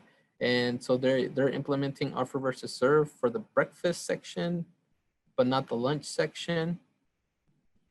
The comments are not required. You can make any comments that you feel we should know about. Normally we don't see comments in there, I believe. Number 15, we did add this. We do want to know how you're serving the breakfast and the national school lunch. So you can go ahead, you do have to click one, whether it's cafeteria, breakfast in the classroom, or the breakfast grab and go. This grab and go is not related to the what's going on right now with COVID and seamless summer. This is just talking in general. Let me see if I can find something here. One moment.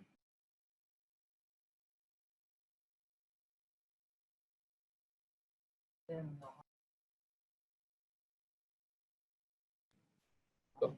All right, elaborating just a little bit on the breakfast grab and go, because this is the National School Lunch School Breakfast Program. This grab and go would be in a normal school year if you were going to serve grab and go maybe to your high school students. They were going to grab it and go somewhere else and eat. Or if you're going to be serving out in the hall, you're going to take a breakfast cart and go to the, if the kids have a lounge or they have I don't know, a room where they can meet, or if you're going to take it outside, that's what this information is for. So for this year, simply mark whatever you want to. You're going to serve in the cafeteria and be done with this application. Next year, we can kind of get more details if and when we return to a normal school year. And then you'll do the same thing for National School Lunch.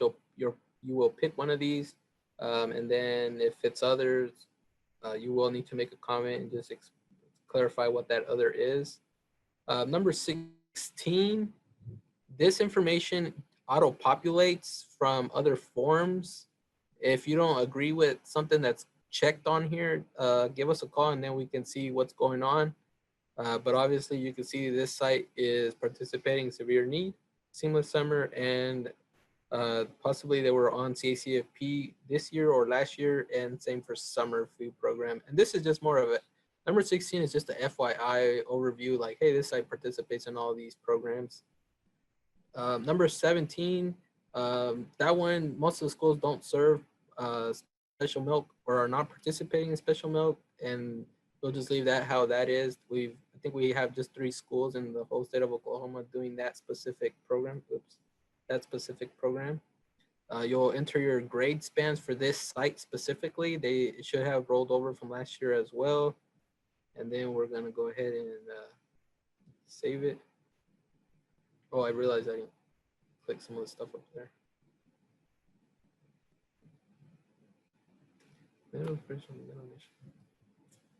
Oh, looks like the space bar doesn't work. Let me put a dash.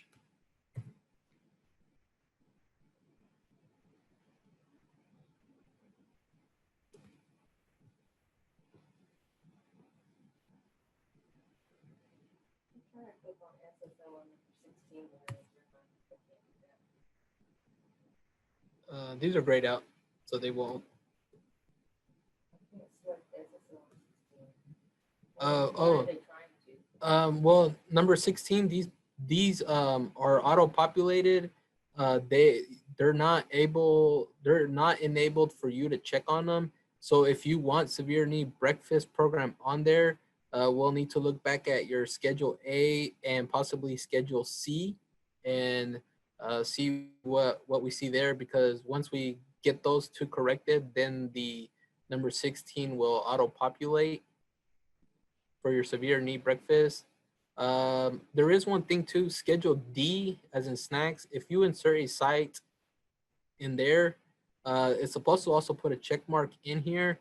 It's not working right now. We made an update to the schedule D, and I think that disconnected the link. So we're gonna work on that one as well, but just disregard it for now if you don't see it checked on there. As long as you have schedule D as in dog, as long as it's completed and certified, then you're squared away to get rolling on that program.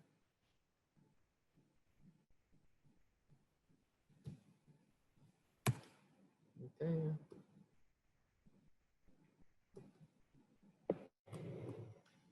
We're gonna move forward.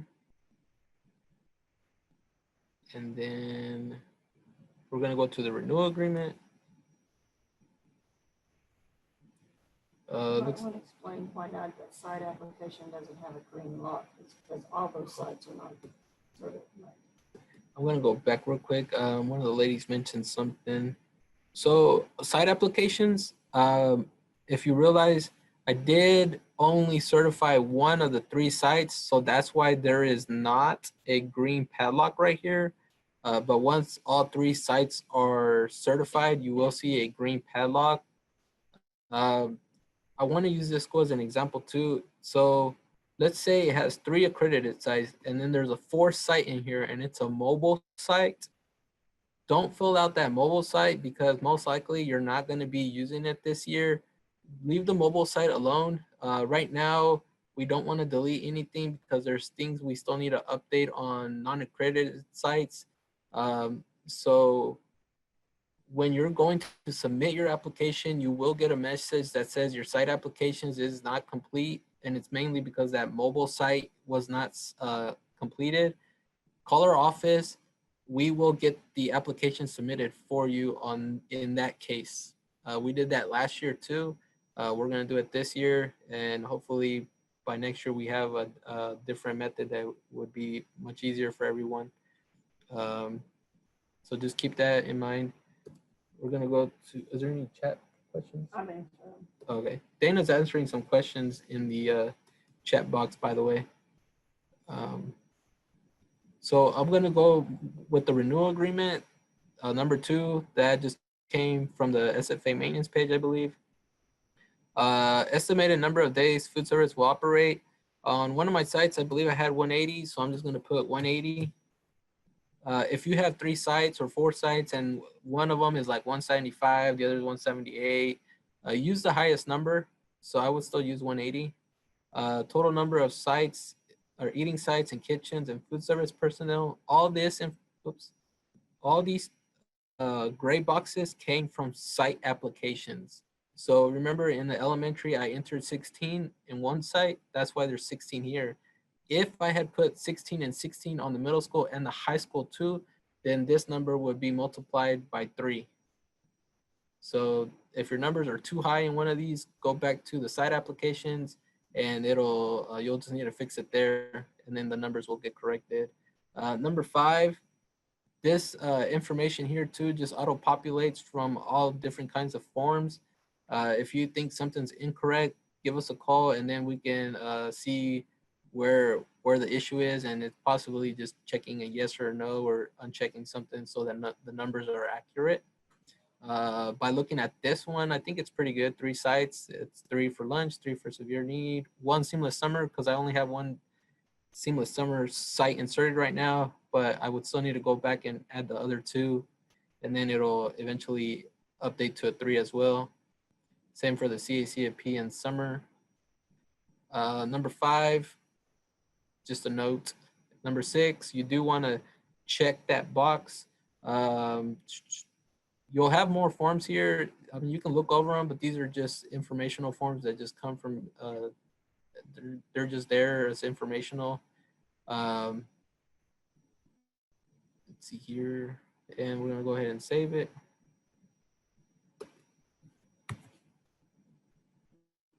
Certify it. And go back to the checklist. Okay, now we're gonna, is there gonna need to stop? Is there a question? No. Okay, now we're gonna go over to the health food inspection report. So here, just like the instructions say, it wants to know how many sites were inspected. Last year, I didn't have none of my sites were inspected, so I just left them as zeros, and then I'm just simply gonna certify it. If you have one site that actually did get one inspection, just go ahead and put 1 there. Or if that one site really had 2 inspections, because the health department came at different times, then you could just put, I had 1 site with 2 inspections.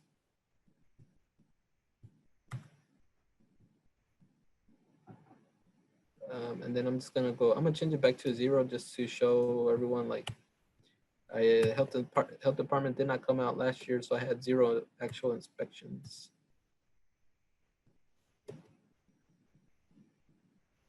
Okay. The meal patterns, these are automatically gold locked. If they're not gold locked, most likely it's because your district does not receive performance incentive, those extra 7 cents. If you feel that you need to have gold locks, give us a call. We might need to talk to your consultant and see what the case is. Let's see here, the low income report. You don't fill that out right now, but we'll see when the time gets closer. We'll send out more information about it. The verification report, we are encouraging schools to obtain as many applications as you can. So when that time comes for the verification report, which will be in October/November, we'll send out more information about this report too. And that's when you'll go in there and start completing that with the information that you currently have based off October 1 information. The USDA PLE review, disregard that. That's just something more that we use here in the office. And then the equipment grant, as I mentioned earlier, this will be available to schools when the time is ready. We will have a separate Zoom webinar how to complete the equipment assistance grant application. It'll be in the near future, maybe next month or 2. And then we'll send out a mass email about that as well. And right now I cannot click on it because I don't have access to it. It's not ready for the schools yet, but we'll let y'all know when it is. One other thing, if you look over here to the right side, you have this details box. Our office will click on, when we're reviewing your application, we will click on one of the boxes and then maybe click details. When we click on details, it will most likely reject your application, or not your application, it'll reject your form. And then down here where it says save and send alert, you will see comments in there, and it might say, please update number 7 or number 6, or it might say, it might have some question. Do the best you can to follow these instructions there, and then it'll on the form, and then let your person know that it's approving your application. Tell them you fixed it, or if you have more questions about what they are asking, feel free to reach out to them, and then that way we can get your application squared away sooner than later. This school uploaded this information. We're going to go ahead and also click complete.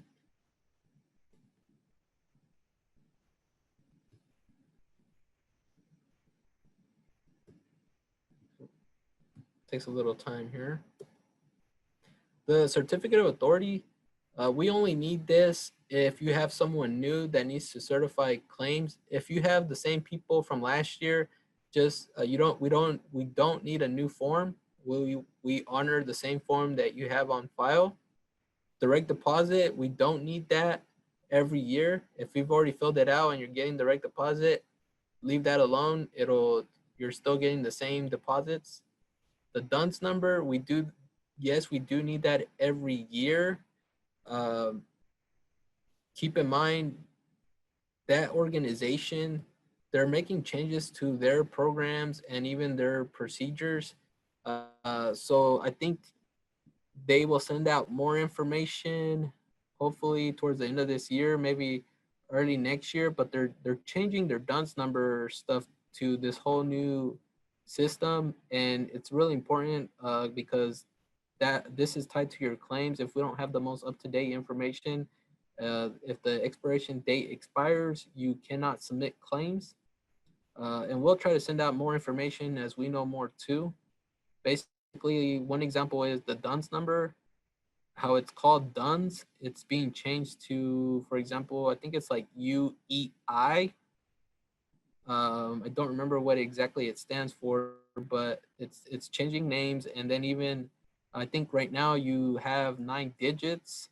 That's also changing to 12 digits, which won't be a problem on our end. We should be able to accommodate that, but it's just getting the schools and other folks that have a DUNS number to update their information with that organization. Food service management contract. If it's your first year, you will not upload your actual contract in here. Becky has a copy here. If it's your second, third, fourth, or fifth year in the contract, if you can, go ahead and upload it here. Is that what you want, Becky? Or Yeah, if you can do that. if you can, go ahead and upload it here. If you prefer not to, you can feel free to send it directly to the person that's approving your application. They will follow up with Becky either way to make sure everything's corrected there. And then if there's any questions, Becky will follow up with you. The agreement for food service, that's not really used by a lot of schools. If you do have an agreement for food service, reach out to the person that's approving your application, and then we can help you out and see what we need to do there.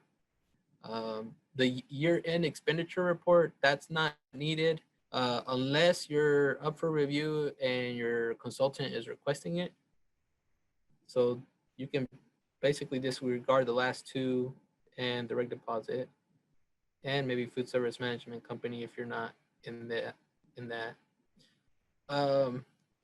Okay, so we're going to assume that all this is correct and all the forms are completed and I'm ready to submit my application. So let me just see what it does right now. Site application for participation must be marked completed before submitting the application. Okay, so I'm getting this message because I only completed 1 of my 3 site applications. So just remember that you do have to you have to fill this out for all your sites except the mobile site. If you have a mobile site, disregard that, but call our office once you think you've got everything else done, because we will come in, we will pull up your application and we will click this button for you. And then we will try to review your application as soon as possible as well. And if you don't see a submit date here, we have not received your application.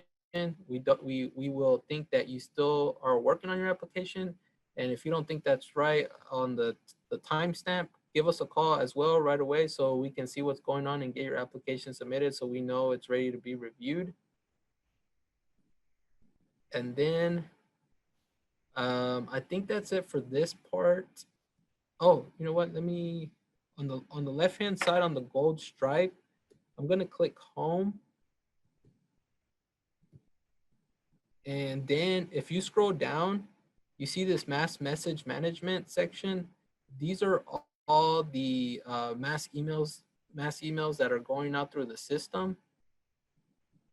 So you can always click on that in case you feel that you didn't receive a mass email recently, or if you're wondering if a mass email has went out. Oops.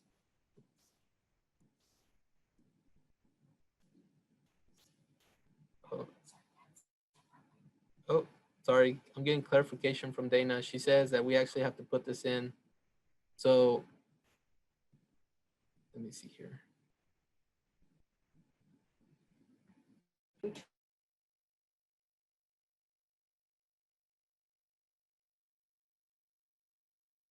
Sorry about that. The mass emails do not post here. This is like a message board. We do try to list when we have trainings and different meetings, and sometimes we fail to do that.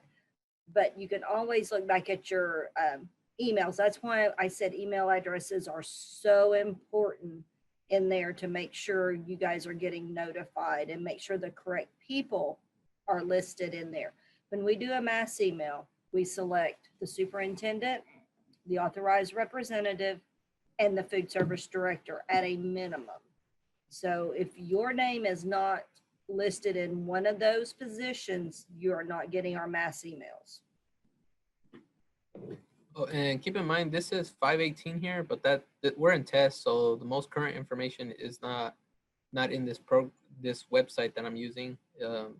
If you go to on your end, you should have a more up-to-date bulletin board, if you will. And okay, so I think we're done on the application side. We're gonna go over to the claim side, but Dana has one thing she wants to mention. Actually, Becky Gilbert brought up a very important point. Remember, when you certify your application, it says pending approval. We have to complete our approval process before the claims and other information are ready to be open. So just because you've done your part, you've got to wait on us to do our part. And then someone had asked, how do we know who's approving our application? Remember, Edgar showed that list at the beginning of the presentation. Here he's showing it again. We will also, we've sent that out in a couple mass emails. And here, if you still miss it and you need to call up here and just say, I'm not sure who's working on mine. We all have a list of who has what counties. You call the main line and you say, I'm not sure who I need to talk to. I need to talk to someone about my application. We will get you to that person. Okay, we might actually be able to finish up here at 11:30. So let's move on. Here's the pending submission. This means we have not received your application. We will believe that you are still working on it. When this says pending approval, that's when you should have a timestamp here too. So that's how those two work. And we know that you're just waiting for us to approve it. And we're gonna be reviewing applications in the orders that are received. We are going to keep in mind, we might have schools that are still doing a July claim as well, and we want to get those approved as well sooner. That way they're able to get their July claim in and just move forward with the application process. Let me log out of well, actually, let's go straight to the claim side. On the claim side, I'm going to show you briefly the SSO, how it will look, and then we should be done. So here we're going to use Blackwell Schools. And keep in mind, I did receive permission from the school to use their example. And we're in a test environment, not real life. Okay, so I logged in as a authorized rep, Blackwell Public Schools, and we're gonna click claim.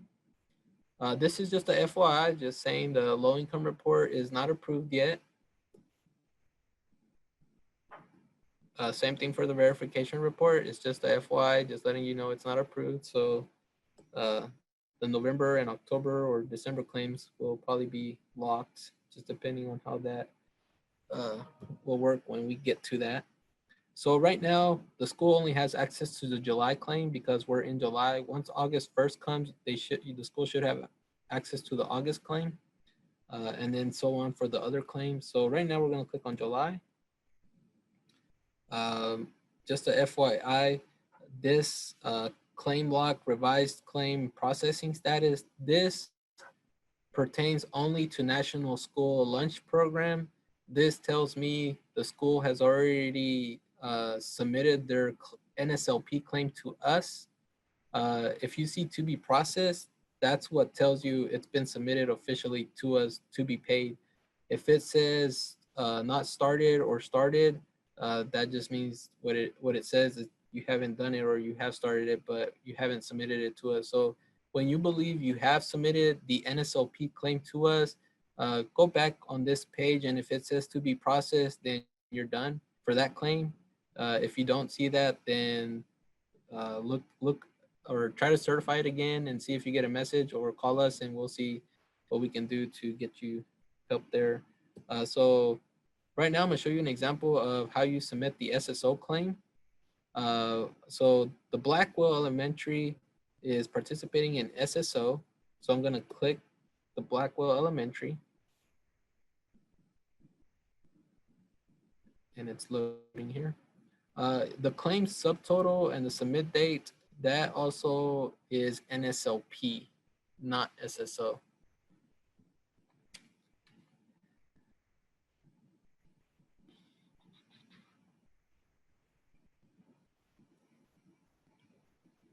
Okay, it's taking some time to get the stuff pulled up.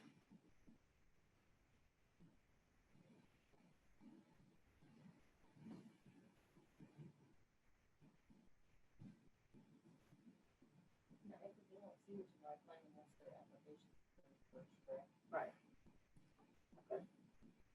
Well, while we're waiting for this to pull up, you will not have access to your claims if your application is not approved. Once it's approved, yes, you will have claims access.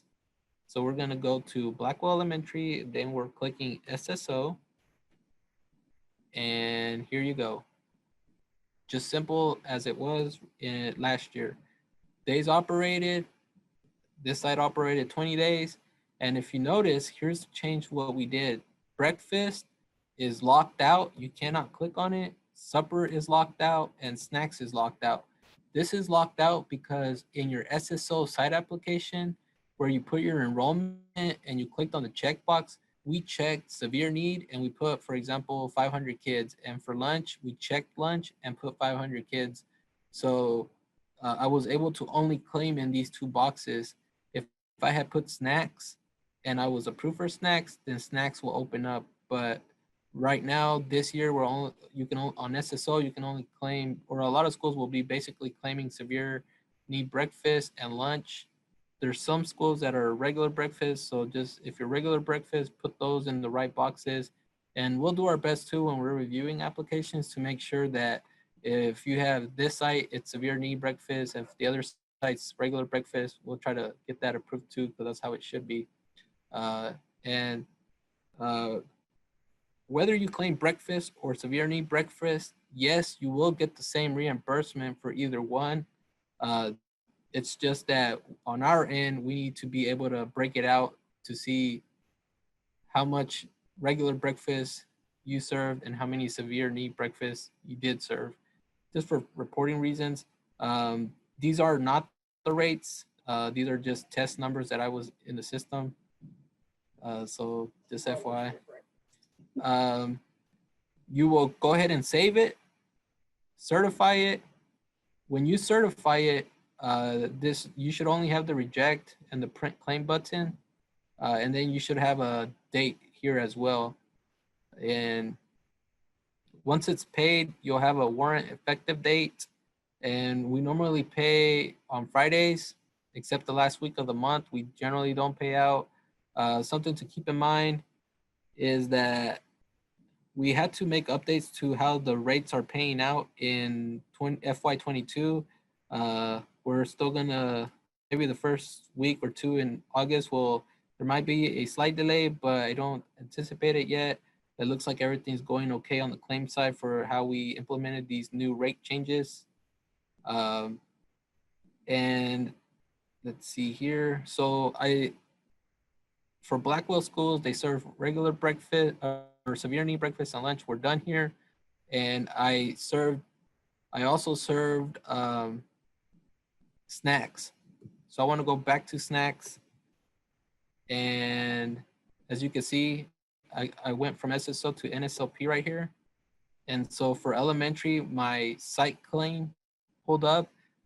These numbers do not auto-populate. I already entered them because I was testing in the school previously. So I went ahead and put in my enrollment, the number of days operated. I did not have any adult contract meals, so I left those zeros. Severe need breakfast there's numbers in here, but disregard that. Just imagine that they're actually zeros. For lunch, pretend those are zeros as well. And then, oh, this was not a good example. After school snacks, we're gonna just imagine that it did open up, and here I will enter my breakfast or my after school snacks only. And then I'm gonna go ahead and save it and certify it. Once I certify it, you should see this site claim certified. The SFA claim is the next step, which you won't see that right away, but you're gonna go ahead and save it, certify it. You're done with one of the steps. You still need to go back up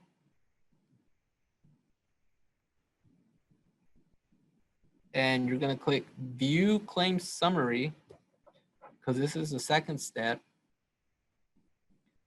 This you're just looking at everything. All this information auto-populates from the site claims that you entered for NSLP. So my elementary NSLP claim, site claim, transferred over here. That's why you see those breakfast numbers and the lunch numbers. All the numbers match. And then all you have to do is click submit. When you click submit, you should also have this submitted date on here. If you don't see this, we have not received your claim. And if you're not sure what's going on, call us, we'll help you out. But this is the second step that some schools either missed or for some reason just didn't click on it. Like I said, there's 2 steps to the NSLP claim. And after you click submit, if you want to double check to see if we did get it, again, press OK. We're gonna go back into the July claim. See how it says to be processed? That means yes, you got our. That's on the NSLP claim, right? Oh, and I just want to reiterate, this is just for NSLP claims. So if it says to be processed, we got your claim for snacks or lunch or breakfast if you claimed in the NSLP. SSO, yes, you do have to pull it up individually, and as long as you don't see that the certified button is no longer available, then that means we received it. If where it says to be processed, if it says finished, that means we paid you, you received that money in your bank account. And if you want to double check that, you can, someone in your district has access to single sign-on. In single sign-on, there's a program called payment notices. In there, they can see the amount of money they received as well. And it's not just child nutrition, it's also like title funding and other programs. All the schools' fundings, basically. Before we get off, I've got a couple things. Dana says, oh, just gonna show this.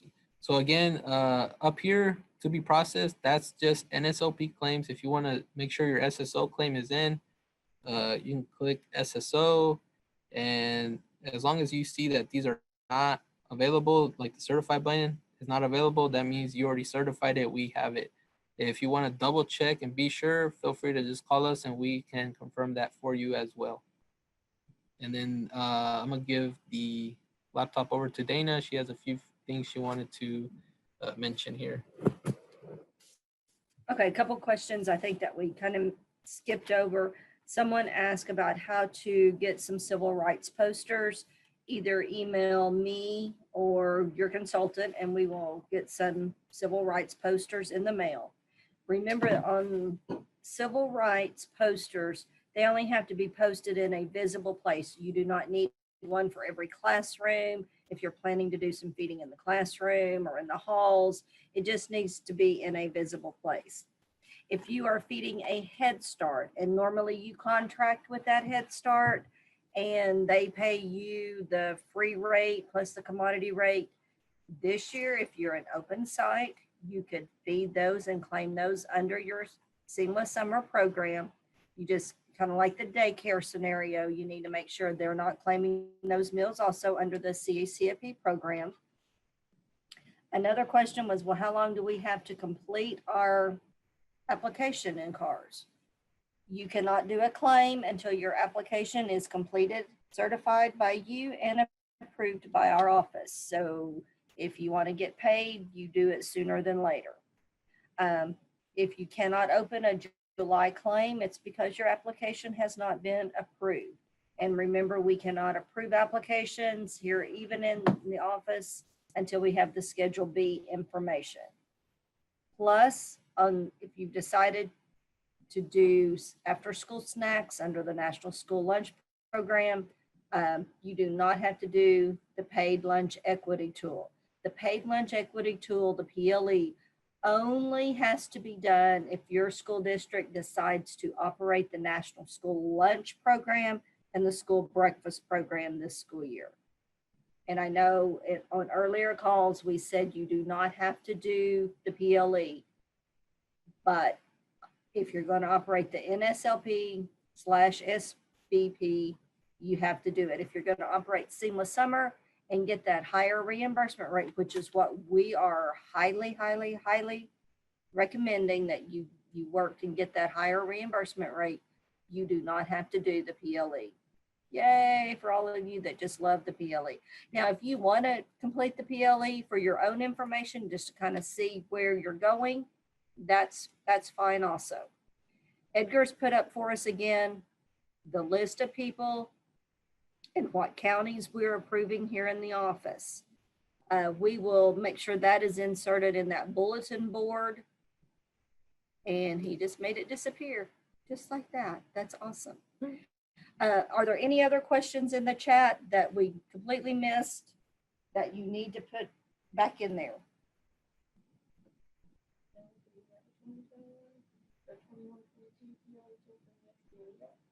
No, we do not have a new PLE tool. They sent us the memo, but no new tool. So if you are a school district that has decided you do not want the higher reimbursement rate, you just want to operate National School Lunch, contact us so that we can get that information to USDA and figure out what PLE tool you will be completing and what numbers you will be using, because the PLE is based on your October full paid numbers from the previous school year. And obviously, if you operated summer food service or Seamless Summer this last year, you have no full paid meals. Someone asked, will we receive professional standard hours for today's training? If you need those professional standard hours, you are running behind, send me or Sherry Osley an email and we will get you a certificate. You will have to have been on the call at least 75% of the 2.5 hours for us to send you a certificate.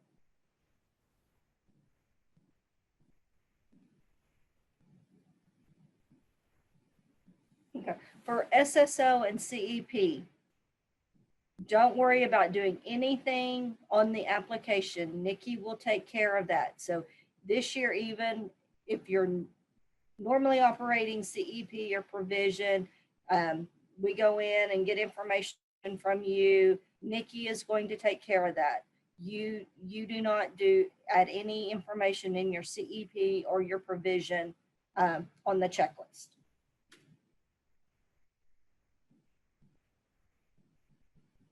don't see any other questions.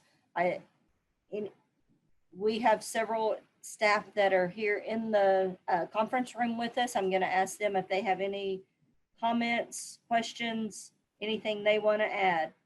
Nikki, Becky, Rhonda, Dee, Edgar. Just a reminder, equipment grant will be available in the near future online, not paper application. We will most likely have a separate session for that. And FFVP, Fresh Fruit Vegetable Program, it is available. It's only available to elementary sites, and I can pull that up on the checklist too. I did not go over that. Rhonda was pointing out FFVP, and then I forgot again. She was giving me the eye. This school right now doesn't have access to Fresh Fruit Vegetable Program, and that's probably because they haven't participated in it. You're not required to. It is a separate grant. It's totally up to you as a district if you want to participate in it. Email Rhonda Stevenson at our Yes. office. She has the information on the fresh fruit and vegetable and equipment grant. And here's Rhonda's email. There's Rhonda's email. And it's only available for elementary schools, by the way. No middle school or high school. But that is it. I think we're done. Thank you everyone for joining. I hope you have a great, smooth FY22 school year. And thank you again. Goodbye.